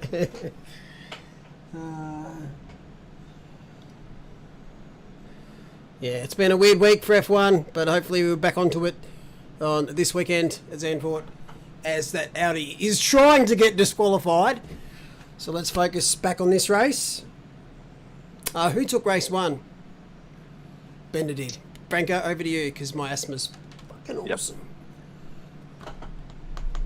But good to hear your audition tape for the next Godfather's working out. Yeah, thanks. The voice will be gone in 40 minutes. 100%. Yeah, that Audi did reverse so far. I'm surprised it didn't come up with a DQ. Because, that's nasty. That's nasty. I missed Nigel Mansell's comments. Mansell was the first driver that I followed. Back when I was a young'un. Alright, let's settle down, mate. You've had your little rant. Yeah, you're the one. You guys were ranting. Back when I was a youngster. Anyway, I'm going to leave you to it. Look at the wind just quietly. That's about as old as you, Bender. It's missing a few years on that one, mate. There's a few facts in that 20km/h wind. Yeah, where's Cam Farmer? He will be absolutely loving this wind watch. It'll be making a resurgence, 20 km/h. And look at those flags, they are blowing. You'll be erect like a flagpole, I think, looking at that. So it's a 40-minute sprint race.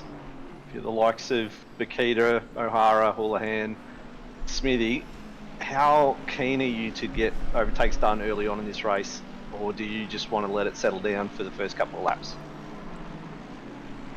Oh, you let it settle down, surely. I mean, if the opportunity's there early on, go for it, but you can't afford to get caught up in something silly. Particularly when there's only 2 rounds and 3 races in the finals. Or is it 4 now and we just don't have like the 90-minute one? Yeah, just 4. Okay, yeah. My leg might get blown over out there. Well, I don't reckon. I've got pretty good core strength. And I probably weigh more than you think. He doesn't. I've seen him in real life. He's full, yeah, but you've seen me 10 kilos lighter. I'd say my hair would get blown away, but that ship fucking sailed already. Oh dear. Anyway, enough of me ranting. I'll let you guys take it before I lose my voice. No worries. So we watch the field now bunch up and go 2 by 2. It's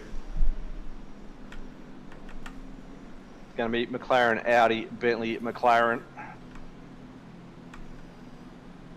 A couple of the Mercedes boys.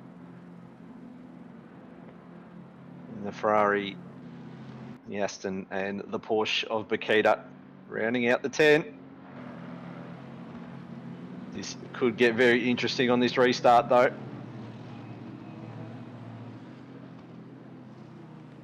And there we go.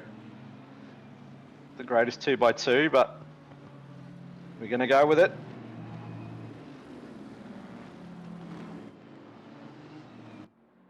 As soon as Gibbons crosses the line, they will be away. And there we go. It's green flags and pretty standard so far. That's the Mercedes of Floyd. Just getting checked up a little bit now. They're going to go 3 wide. There's a bit of a send from a Mercedes there in the middle of that pack as they come through turn 1, 3 wide, but managing to keep out of each other's way. Still 3 wide through turn 2. There's a bit of contact there. I think that's Houlihan and Bakita getting involved there. Bakita squeezing O'Hara and Houlihan. Yes, Oh, there's she contact. might be Bakita's round. getting She is bullied and she's round. And that's a bad spot because their cars are going to have to take avoiding action. As everybody's filtering through. It's what we talked about. How aggressive do you get in the opening lap? I don't think it's worked out for Bakita. Meanwhile, Colin Gibbons has managed to hold on to P1.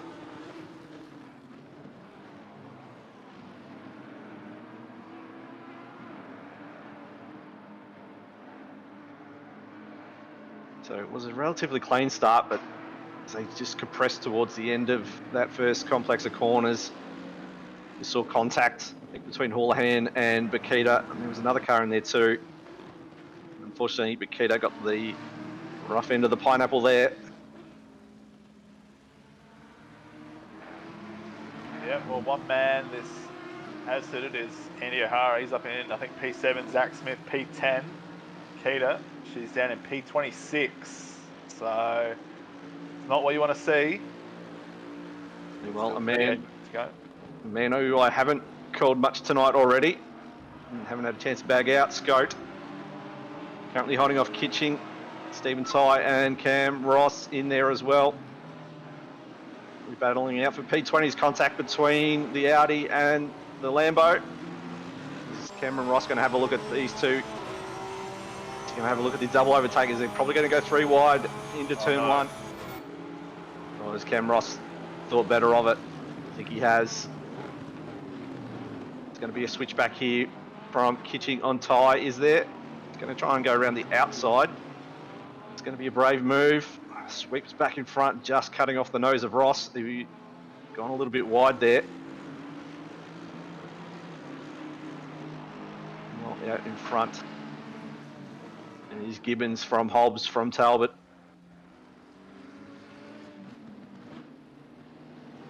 And it's Kimmy second. And Andy O'Hara. He's up in 6th now. Fifth for Andy. Kimmy second back down into 6th. So good progress made by Andy. Pat in chat. Sorry, Bender. That's all right. He'll be looking to maximise this race now, I think. He's still ahead of Smith and Houlihan on track, who were in hot pursuit of him, or slightly ahead of him in race 1. Of course, Bakita well down, so this is the race where things could change around a bit, heading into the second round at Barcelona next week. Yeah, Pat Thick in chat saying Rose has been spun around in the same spot again, so not a happy hunting ground for her here at the Nürburgring. Well, Smithy just showing the nose to Houlihan at the moment as Houlihan gets all matter of out of shape. Manages to save the car, but he's going to lose the position to Smithy. That was a very opportunistic move there by Smithy. Houlihan is just trying to avoid the nose of Smithy, but got out of shape on the exit of the chicane. He's going to try and sweep around the outside and go inside into turn 2. Is he going to get it done? He's side by side. I think he's got it. Is Smithy going to hold on and keep going around the outside after this into the right-hander? No, he's going to have to fall back in line. So great fight back from Houlihan there. You did very well to hold on to his slide through the second part of the chicane. To keep the momentum, didn't lose too much and managed to make the move back again on Smithy. And while this is the battle back down in 15-14. And down to 13, so that's Biambi in the Audi. An absolute fight going on here. Mia Rose is in this as well, currently sitting in P17. This is JP. It's a proper gaggle list. Mark that off your bingo cards.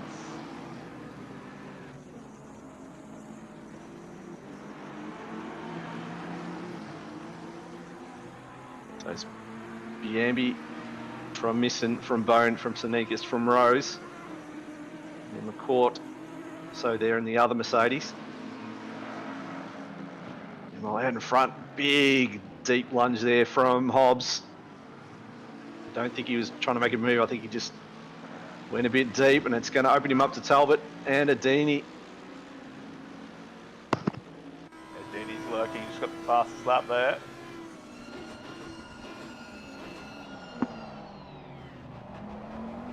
Yeah, Hobbs doing well, using the power of that Audi just to keep himself in front. Gibbons doing very well out in front though. Just shows you how competitive this field is when P10 is more than happy to run at the front of this train. Doesn't feel like he's under pressure being overtaken by anyone anytime soon. Yes, I just have commentator cursed him.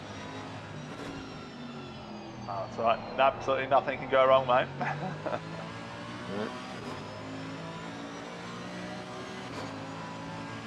There's Pat in chat saying pens might start filtering through. I don't think there'll be as many penalties as it was race 1. Seems a little bit cleaner.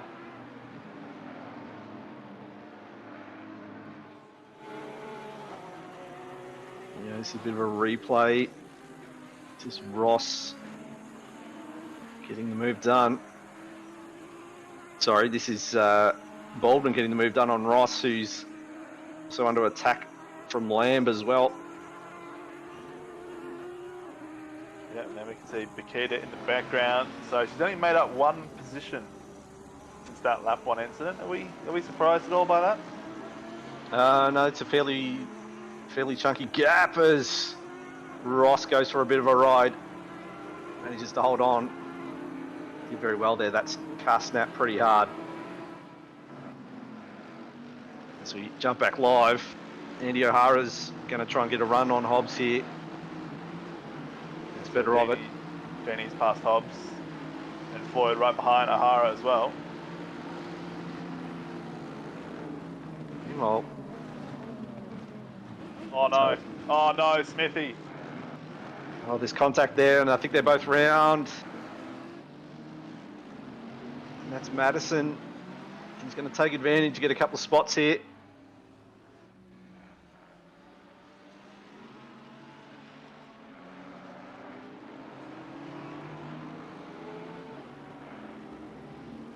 Oh, as they go side by side on the exit here, there's going to be contact, but that's Kimmy second.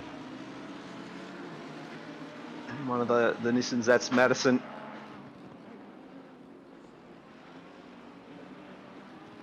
Oh, this is a very tight group of cars here, and this is Mia all over the rear bumper bar of Alex Bone. Get the feeling she's going to send it up the inside into the hairpin. Maybe Alex goes super deep. I thought he was going to hit Misson there. Yeah, Misson in the Nissan. Saw, I think it was Kitchling pick up a 5-second penalty there. Yeah. Tell you what, he would have seen that red Mercedes get very, very large in his rearview mirror. As McCourt picks up 15 second.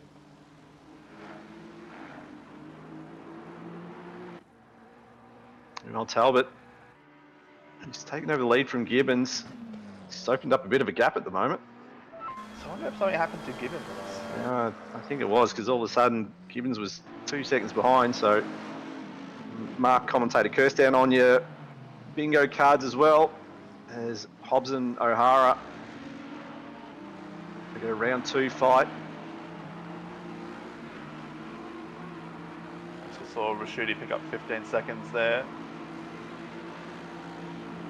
Judy down in P19. See how much the field compresses under braking into turn 1 there. Jake Baldwin with the new fast lap, 54.0. Currently in a little bit of a bubble, so not much surprise there. So this is Colin Gibbons. Mitch Hobbs was actually in P2 at the time, so I wonder if there's been a little bit of so just seeing Gibbons go to the inside and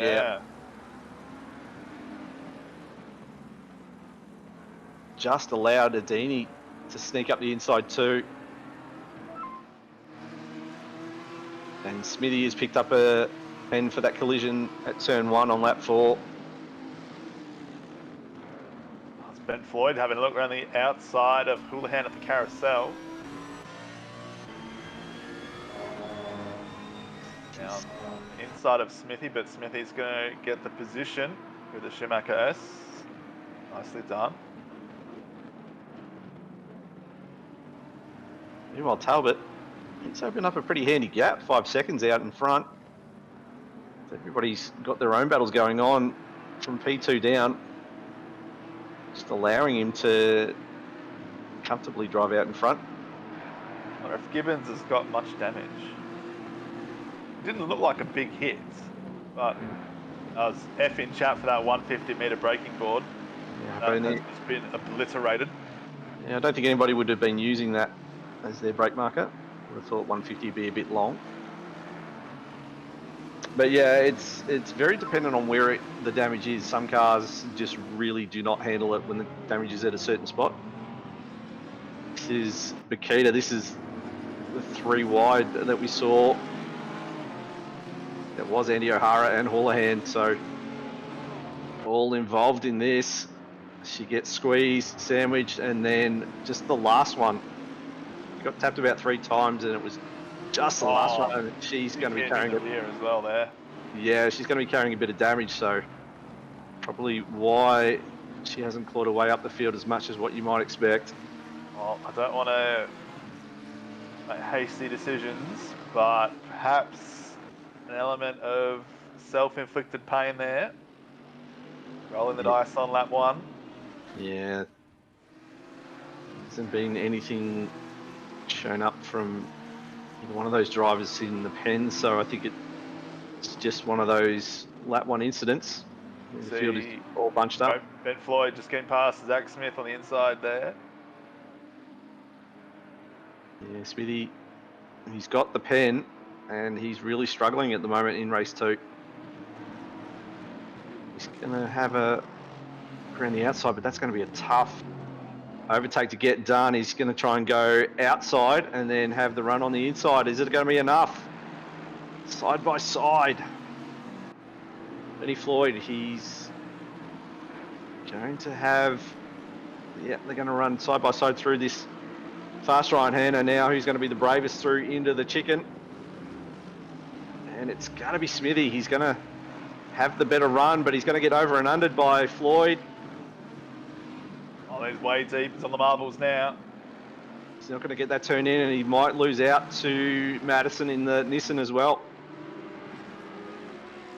Well played, Benny Floyd there. That was supreme placement of his car. Oh, they're going to go 3 wide though, so it's not over. Floyd might have a Nissan into his rear quarter panel. No. Contact between Smith and Madison. No, as Madison gets another touch. Manages to save it, but he's lost to one of the Ferraris. I think that's Gallo. He's lost out to the Audi of Biambi as well there. Great battle this. Yeah, you cannot rest for a second if you're one of these drivers.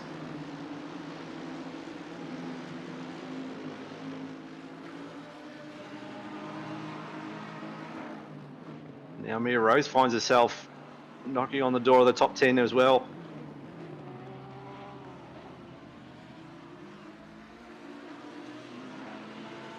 Give me a second. Try and hold on into the carousel. Oh, there's a bit of a late break there from Alex Bone as well.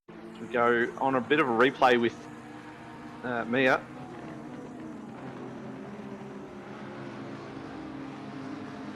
She makes her way through the chicane. That's Biambi in front. Gets absolutely lunged. And once again gets tapped in the rear quarter panel. Gets helped out by Rashuti. So Rashuti doing a bit of a solid, but a bit unfortunate to tap her in the first place, and that's probably where that 15-second penalty came from. Yeah. Oh, that was so close there. Adeni in the back of Gibbons. Yeah, this is a great battle. Andy O'Hara, what can he do? He's got Houlihan behind. Meanwhile, Talbot has cleared out. He's 7.5 seconds, so he's opening that gap. So these guys are all fighting. There's contact between the Bentley. That's Gibbons. Being given a help by Adeni. Oh, no, he's got to wait. Oh, no. Oh, that's hard luck for the man. He was holding off that group of drivers. Not a bad group to be holding off as well.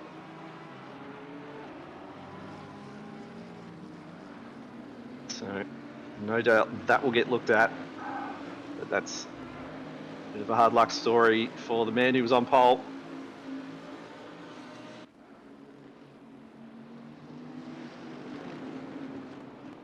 Oh, yeah, so you'd say there might be a penalty coming Adeni's way after that. Don't want to predict what the stewards will do, of course, but I'm sure they'll look at it.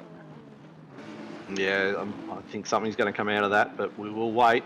However, this has meant that O'Hara, he's now knows he's got 8.5 seconds to Talbot. Yep, 23 minutes, plenty of time. We'll get a gauge of what O'Hara's pace is.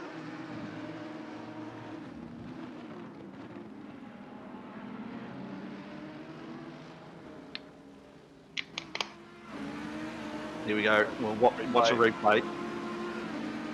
Look away, Jan. You don't want to watch this. Just gets it all wrong. Adeni under braking, and O'Hara says thank you very much. There it is. Swift decision by the stewards. 15-second time penalty for Adeni. Yeah, I've got to say the punishment pretty much fits the crime there. Tell you what, Houlihan does well here.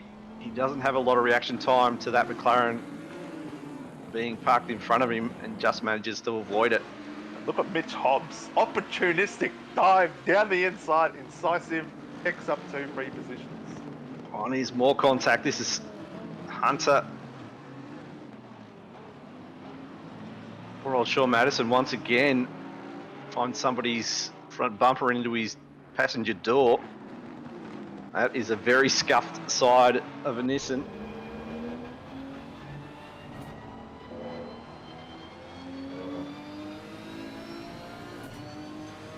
It's a little surprising how many incidents we've seen at Turn 1 tonight. Yeah, these other pro drivers, I thought it would have been perhaps a little bit cleaner. Obviously, you know, big points, yeah, and prizes up for grabs. Everyone's really pushing the limits.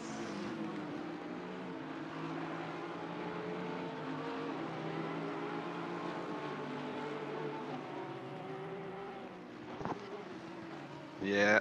Oh, as we see a Nissan, that's Bone. Oh, Alex. His hard luck story continues. 3 wide. Who's that? The Bentley coming through there. Scott Blair losing out. Yeah, let's go. Once again, disappointing me as he's been in the thick of the action this race. Meanwhile, Bakita, just as we were saying, how much damage is she carrying? Now sets the fastest lap.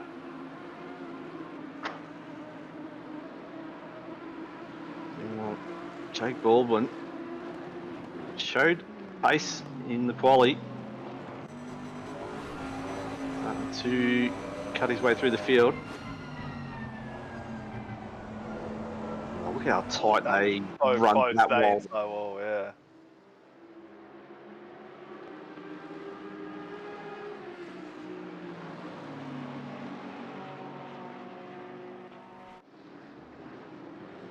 Yeah. Sam Bugden suggesting that Bakita has pitted and got new boots and repaired the damage. Currently sitting down in P28, so it's not a great follow-up to race one. Here we go. So there's Alex Boney, he went wide and was starting to sweep down in front. Just got tagged by JP. That's penalty, JP.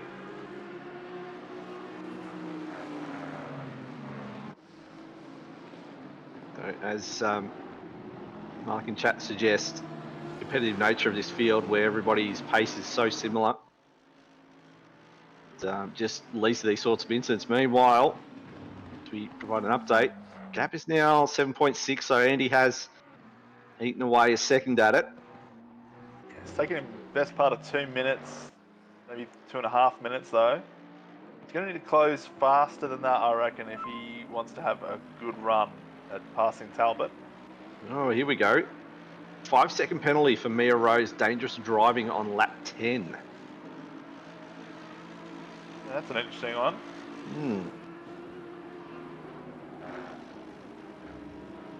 Stewards have obviously seen something they're not happy with though.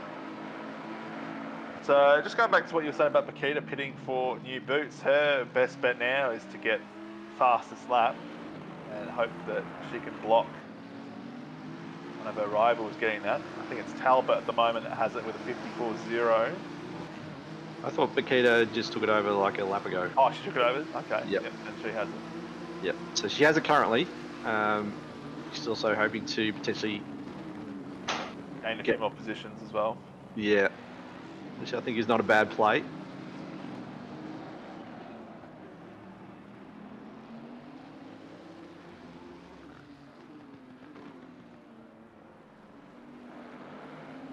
Meanwhile, so this is Gallo heading this pack. He has Benny Floyd, Madison, Biambi, Hunter, Rose, who's carrying that 5-second penalty, and Misson. So this is a fairly big pack, and all as we see, I think that's Hunter in the background go super wide through the little hairpin. Yes, I believe it was. Yeah, he's dropped off the back. Lost a couple of positions, but yeah, this is an interesting battle here. Gallo and the train behind. They don't want to lose too much time because the guys ahead do have 10 and 15-second penalties, so could potentially gain a couple of positions without having to pass anyone.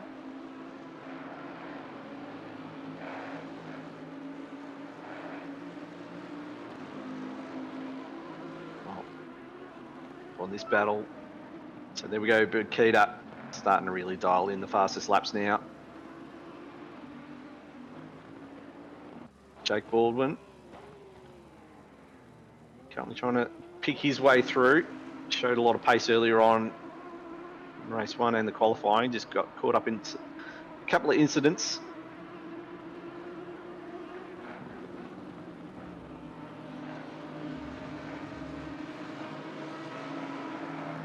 There's only 16 minutes left now. Gee, it goes quick. But it feels quicker in the car. As for sure, I know when I do any sort of racing at half an hour, as we see a triple synchronized spin. Oh no. Is this potentially the issue we saw with Mia Rose? Why she got the penalty? Oh dear. So I think it was Madison, Misson, and Biambi that were involved in that, or was it Mia as well? It might be Mia, I'm not sure. Definitely a couple of Nissans.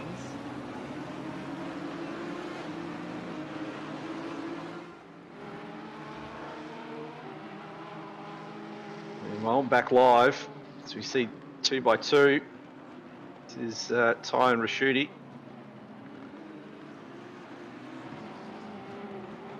Ty's just got touched and he's gone set into the right-hand side fence. That's going to be a fair bit of damage and a fair bit of time lost. The longer you go 2x2 at this track, the more you play with fire, as we're finding. Mia Rose currently trying to track down the back of Benny Floyd. Well, the front of the grid. Hobbs doing well to hold off Houlihan, you've got to say. As we do another check, so 6.7 seconds now the gap, with 15 minutes to go. You've got to feel O'Hara's, he's obviously putting in the work, but can't be super close if he's going to be there at the end. As we always say, Bender, it's one thing to catch another driver, it's always another thing to try and get past them. Yep, that's exactly right. We're watching here. Okay, this is a replay of turn 1 coming up. So Madison, take a look there on Floyd, gets hit from behind by Biambi, and I think Rose got through and it was Misson. Yeah, Misson was sort of jammed in there. Yeah.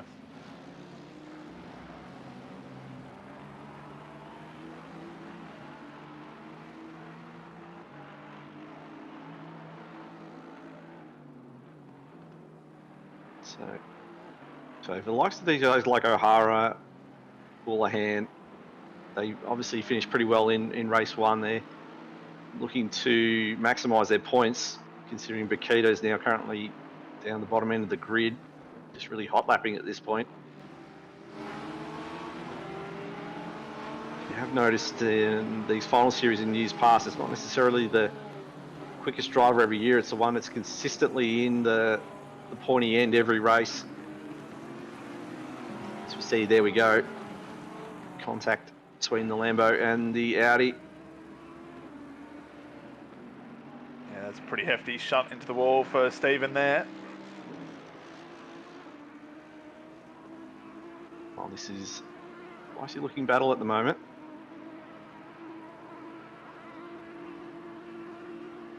Gap out in front now, 6 seconds flat.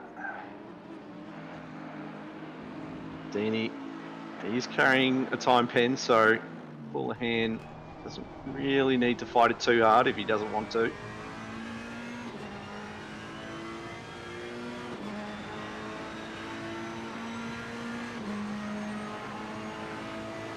We're right on board with Houlihan. So he's currently got 15 seconds to the good of a Dini. And then 10 seconds for Zachary Smith as well, so you'll feel pretty confident that these two aren't going to get out in front of him with 12 minutes to go. Certainly has enough pace to hang with these guys. Yeah, I mean, normally in a league race, oh, very wide there from Smithy, that's a cut. You'd say, yeah, okay, maybe you let them through, take the risk-free option, but tonight, Smithy, he'd want to pass Houlihan because then it's blocking Houlihan from passing Hobbs.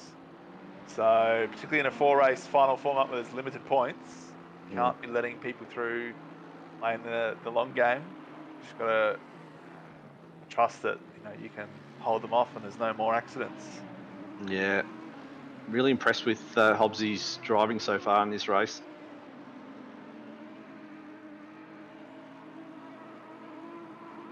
Got some very high quality drivers behind him. Seem to be under too much pressure as we watch Alex Bone, I think, who's had an off here. He's had more damage added to what is already a pretty battered Mercedes. Yep, through the S's, just loses the rear and hard into that wall. That's probably going to be a pit and repair damage.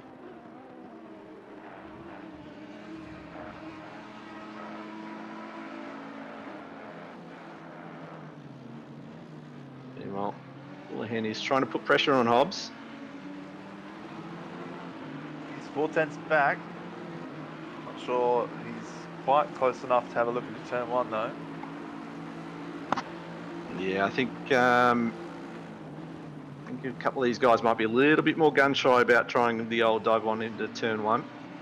So if it doesn't work, you're going to end up with a time penalty. So again, if you haul a hand, you know Bakita, who took max points out of race 1, she's well down the field.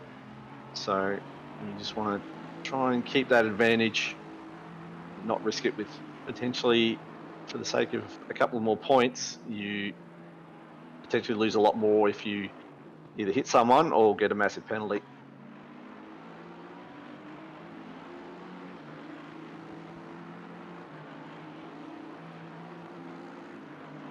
Gap now 5.3 seconds, so O'Hara's tracking. So not fast enough though. What did we say? It was 7 or 8.6 with 21 minutes to go. Yeah, so he's closed it up about 2.5 seconds in about 10 minutes, which obviously is going to leave him about 2 seconds short at the end of the race. But as the tyres start to come off, he may gain a little bit more pace advantage, but we will see.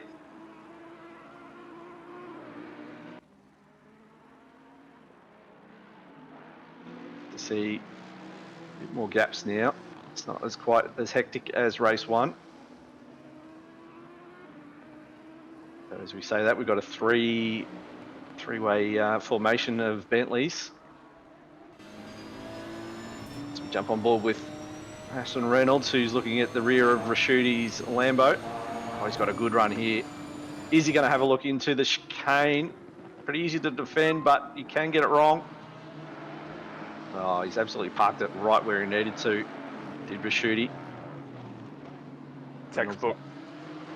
Yeah, that's right. He did not have anywhere to go. But he might have a look into turn 1 here. He looks like he's got a bit more drive as he pulls out of the slipstream.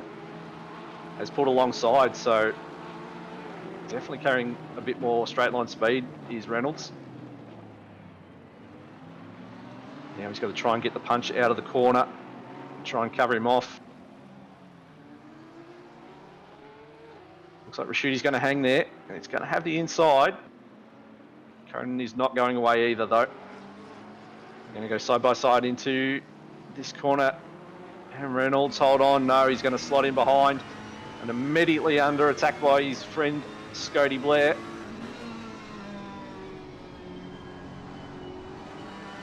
It's a great battle there between those two.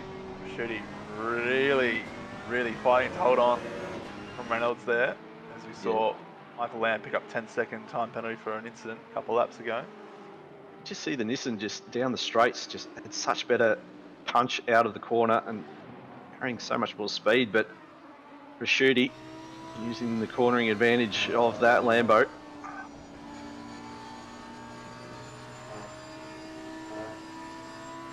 Make their way through the Schumacher S.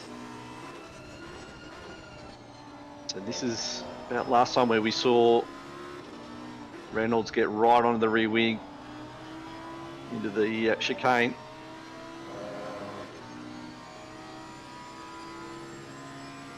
Not quite as fast this time though, although he is now starting to close the distance, but it's not going to be enough. He's going to slot in again. Oh, but he's gone wide. He's out in the weeds, and it's going to allow Blair to take that spot. Conan's fighting to get that car back on the racing line. We'll have to slot in, so Blair moves up to P18. It just shows you, if you're pushing too hard, it'll lose you a spot very quickly. As we see a big dive bomb from Ross. Big send from Ross there on Michael Lamb. Yeah, Lamb obliges him. Yep, as you say, an attack can very quickly turn into defence. God, I can only imagine what would happen if Blair and Reynolds come together. Oh, absolute scenes. You'd love to see it. I think the only thing that would top it is Scott Blair coming together with Ryan Blair. Well, the thing is, they just probably punch on at home. Whereas Blair and Reynolds, it would just be all in chat. but they haven't come to blows yet. But we're currently holding on to P18. Rashidi doing very well. As we just about to tick inside 5 minutes left in this one.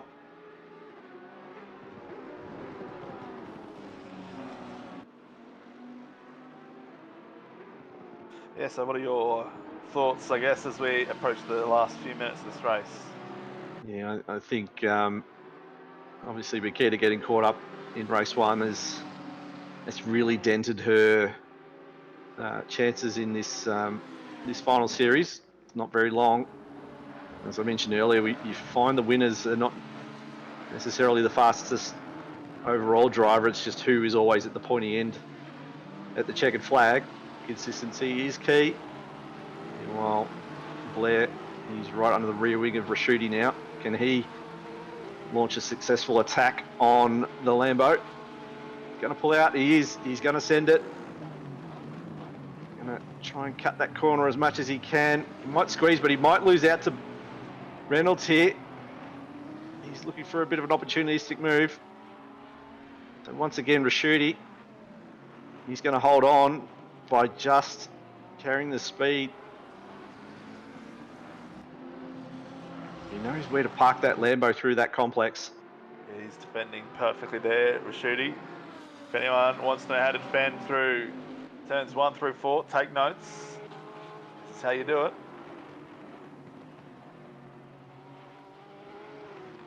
Now look at Ross now. He's caught on the back of those two.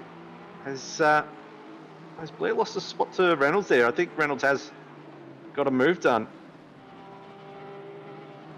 As the Nissan now is in front of Scope.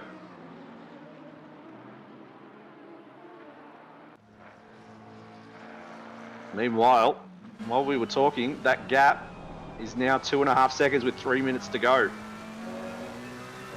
This may be on for young and old yet. Yeah, so as they come across the line this time by 2.4. Ooh, this could be very close on the last lap. Houlihan still shadowing Hobbs there, 0.6 back. Meanwhile, back in P8 and 9, Benny Floyd has got Mia Rose for company. Mia Rose carrying a 5-second pen.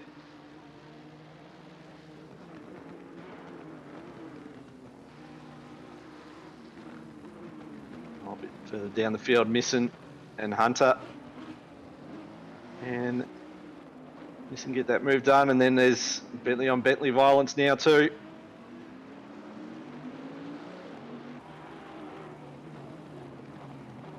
Now it's all starting to tighten up. It's a little bit of a holding pattern for a while, but now with time ticking away, get the feeling some moves are going to be thrown.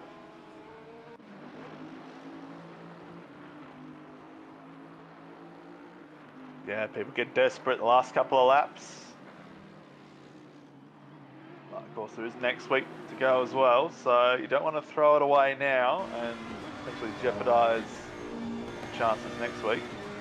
Yeah, meanwhile, Houlihan is now suddenly under the rear wing of Mitch Hobbs. Hobbs, who's done a good job all race holding on to that P3. Wouldn't want to throw it away now with maybe 2 more laps to go.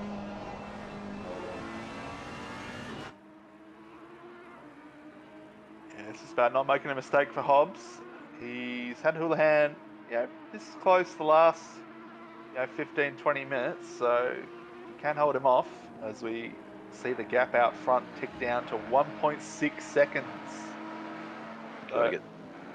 He's only going to get 1 lap, O'Hara. We are on the last lap now. You get the feeling that O'Hara smells blood. I think he's going to run out of laps. He's going to say, I just needed 1 more lap. Yeah, I think you're right. Houlihan is going to send it. No. Cuts back to the outside. Yeah, well, he wouldn't want to...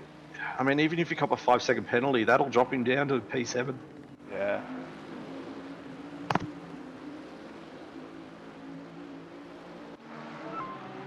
Houlihan, he'll be right in the mix come next week. He was, P4 race 1, P4, possibly P3 race 2. That's very good. Yeah, you're in with a shot. There's we just saw Sam Misson pick up a penalty with a lap to go. That'd be very frustrating for him. Meanwhile, this battle, Rashuti, Reynolds and Blair still going on. Cameron Ross in the background there as well, showing the nose. Letting Blair know he's there as they all go a little bit wide out of that turn.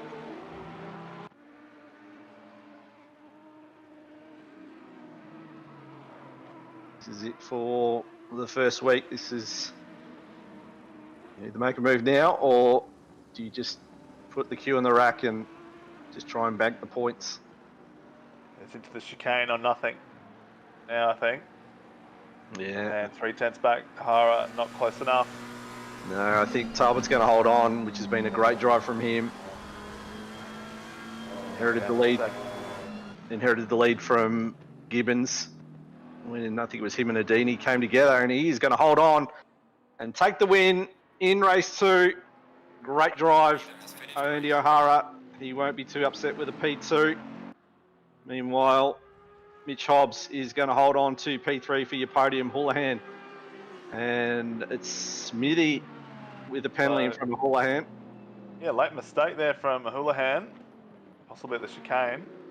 Yeah, it didn't cost him in the end. And it's going to be Adini, Gallo, Floyd, Rose with a pen though. Adini also with a pen. Nissan, Sneakers, both carrying times. Meanwhile, this battle here, Rashuti doing well as his contact from between Reynolds and Ross, I think, just before the line. Did they cross the line? I think so.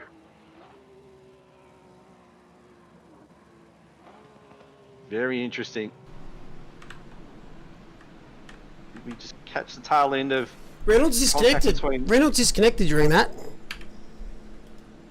Sorry? Reynolds disconnected. I couldn't watch his car. Right. So maybe technical issues right at the end there for Reynolds. Wow. Oh, poor bugger. Well, I'll try and watch it back. So Reynolds. Oh, he's made a mistake there. Oh, he's just found an absolute spot just. And then Ross is going to try the over and under and makes contact. And again. Then his car disappears. Yeah, I wonder if he... I don't know if he held it forward at the time, but I doubt it. That's a very, very, very quick F4. Mid-corner. Mid-corner, just, yeah. You'd have to have that bound to a button on your steering wheel at that point. So there you go. There's your race 2 winner, Jeremy Talbot, over Andy O'Hara. And I'm pretty sure he'll be talking about that in chat the day he held off Andy O'Hara for a race win. Mitch Hobbs fills out your podium. Sorry, Bender. I was going to say, those are the types of races you talk about in folklore. Yep. So then Houlihan, Gallo, Floyd, Smith, Madison, Rose and Hunter are your top 10. I think we lost Kitching and McCourt during that race. Yeah, quite several laps down. Safety car's actually done 4 laps tonight in that race. Solid effort. Oh, actually, that's the one I wanted. Didn't do there. So Kitching, there it is. Kitching, McCourt. Holmes was the unlucky one for... he's only 29th. But you'd expect that in the big jobs. Overall, that was some intense racing. And kind of just what we expected. I'm going to quickly press a couple of magical buttons. What did you guys take away from that tonight? That was a terrific drive from Talbot tonight over a very high class field. You got a feel for Gibbons. Got a feel for Gibbons and Makita. It's a race of what could have been. Andy O'Hara, I think, did the smart thing though, settling for P2, taking as many points as he could out of tonight. I think can't just write off Gibbons. Yeah, it was sad for him, but I think those few laps where, whether it was through damage or defensive driving or whatever it was, he held up the field valiantly while Talbot pulled out 6-7 second gap. Oh, look at that. And then, you know, that set Talbot up for the race win. Really? Yeah, Talbot needs to buy Gibbons a beer. That is for sure.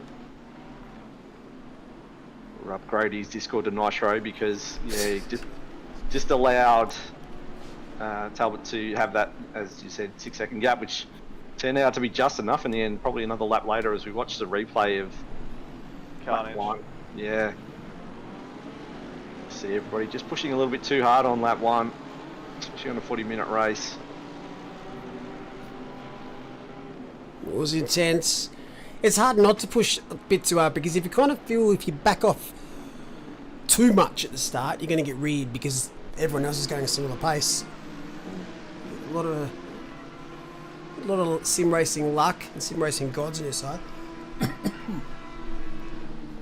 Some great moves though. Yeah, so that's Houlihan getting the move on Zachary Smith. Come around the outside of turn 1, but then has the inside into turn 2. Smithy not letting him go though. Does have to fall in line as Houlihan parks the car exactly where he needs to on that apex. I loved the triple overtake that Mitch Hobbs made when unfortunately Gibbons was spun. That was a So opportunistic. yeah, love it. It's just brave. And clean as well. You couldn't hesitate there because if he hesitated there, he probably would have collected a car coming back. It was a great move. Tell you what, that was brave from Kimmy second and Floyd as well. Floyd probably owes Kimmy a little bit of kudos for that to allow him the space. Dive with the wiggle.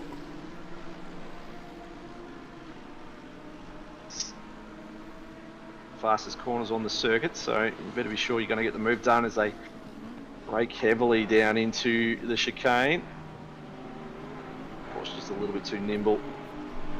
Just dance through there.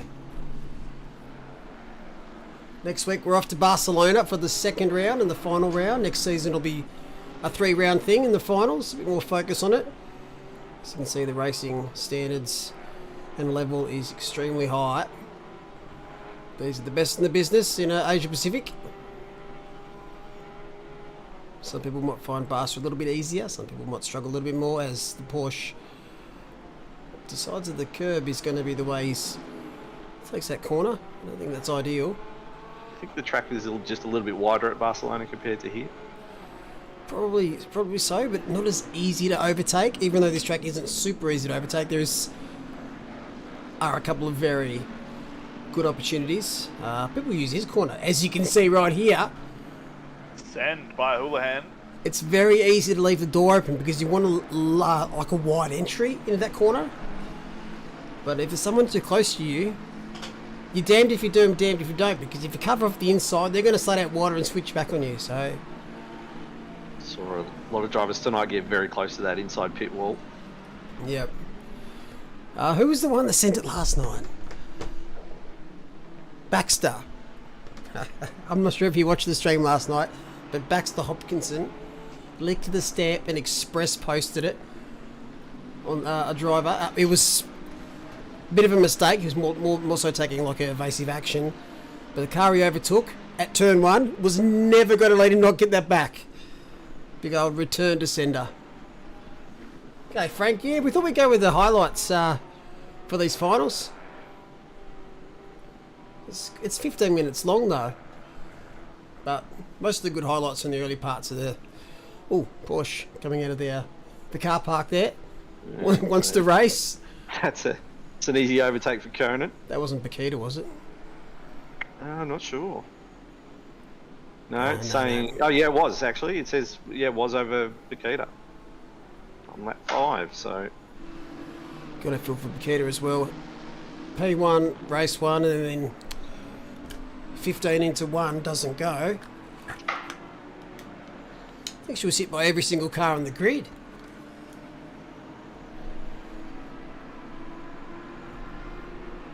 Stewards obviously deemed it a racing incident because nothing came of that one, so she'll be looking to bounce back next week. Oh, for sure. There's a couple of cars that are obviously good at certain tracks, but I think in this type of field, especially with the reverse grid type of thing, it doesn't really matter what car you're in for the second race, because it's down to racecraft and kind of avoiding dramas, as the Mercedes there sends it. I think Bakita would feel pretty happy about Nürburgring and Spain as the track selections. I don't think she'll be too upset about driving the Porsche at those two circuits. Exactly. And Bender was riding off O'Hara early, but the man just finds a way. He just finds a way, mate. Calm down. He just finds a way, mate. About the sprint race. He just finds a way, mate. Life just finds a way. Yeah, no, you were. I was not giving you shit because it's fun. That was an awesome little exchange there between Floyd and Smith. As you can see, Madison, who also had a great race too. Yeah, he was. He got a bit belted around at one stage. He was that passenger door of that Nissan. I think he likes it rough. This is Bakita. Huge overtake here. 30th versus 29th, and they're going at it. This is for the 29th position. Samwise Holmes, who found himself at the back of the field. What a bit of a squeeze! That's a squeeze and a half. This is for 29th, ladies and gentlemen.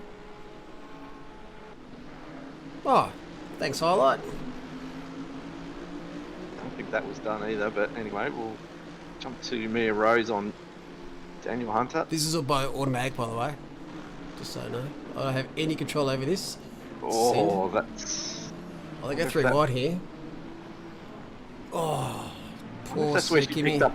I wonder if she picked up the penalty there for that little exchange. It would have been a little driving, yeah. Bloody Samwise. No, I got a feel for him though tonight. This wasn't his night. He's Alex Bone. I think this is where he gets tapped. I think it is. Yeah.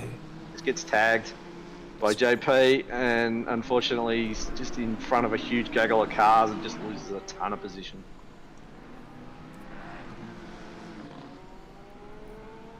Feel for it like forever to get out of that. Yeah, he didn't even think he was going to turn it around, so he chucked it in reverse.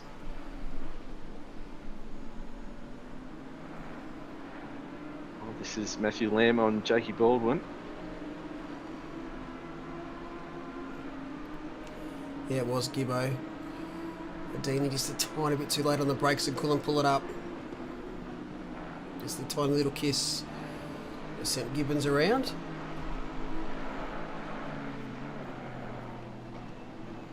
But fresh start next week.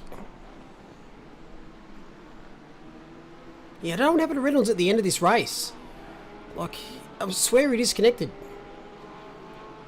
And yeah, it looked like a disconnect. I don't feel it's an old F4 though, because that's a fair effort to do all that and then old F4 right towards the finish line, because he loses the whole lap. Well, Scott Blair did well for the end half of this race. He's not feeling crash hot tonight. Wasn't he involved in a few battles? Yeah, your man Mullock, Scott Blair. I was just about to say, you've done well not to say that all night, and then you've just said it. You even said his brother's name without saying Blair. Good old Pyro. Hope you're well out there, Pyro. It's too cool for us now.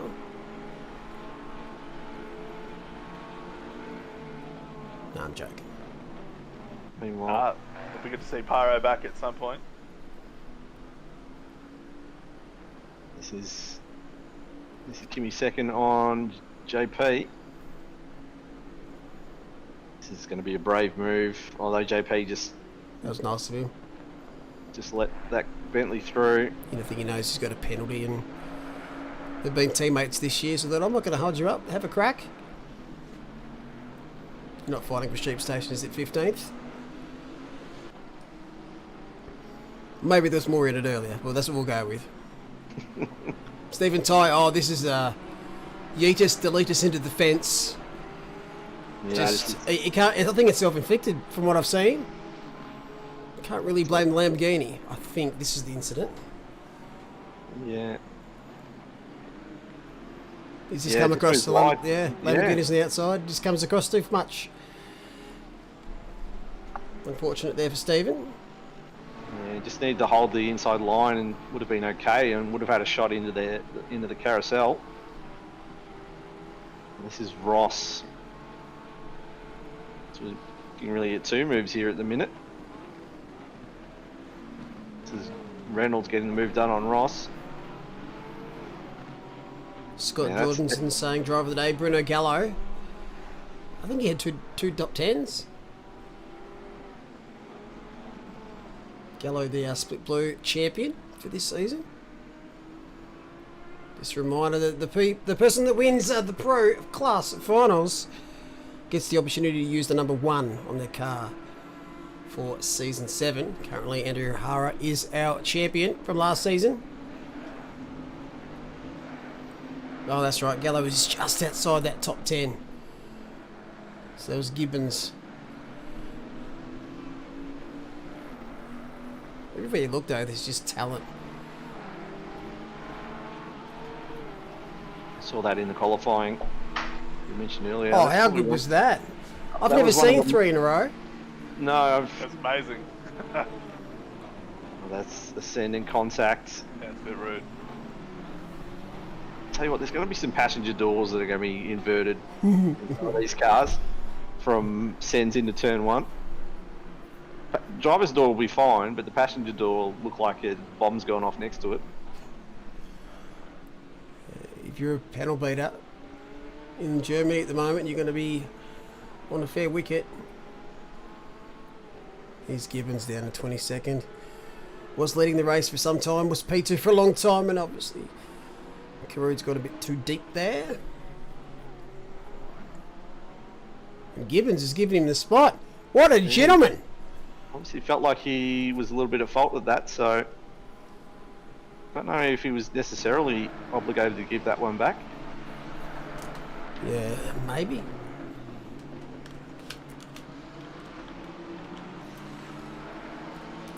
Thinking with the tracks, not many tracks are that easy to overtake on. And sometimes the ones that are have some cars that are just absolutely terrible at. This track, there's a couple of cars that are good, or really good, but most are pretty even. But there's no real crappers here.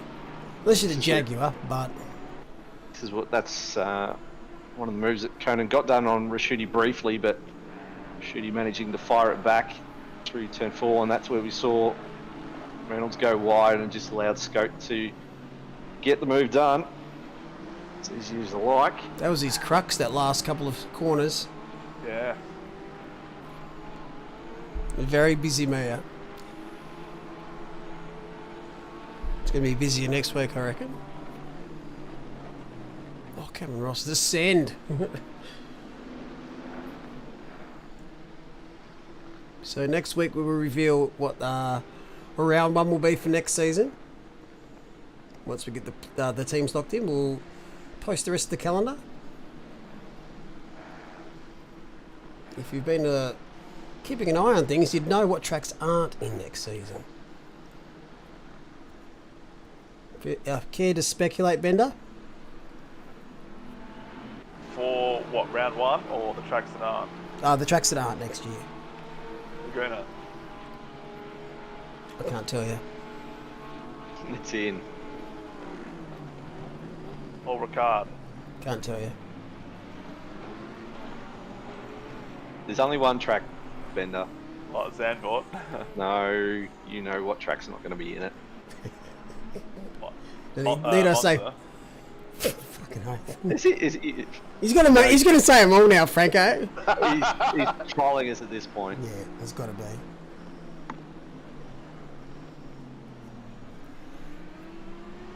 Does that stop? Keep going? No, you're cut off.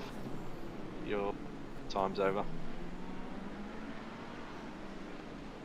Nah, Diabols, they've done enough racing. Racecraft's racecraft. It shouldn't matter who's racing against.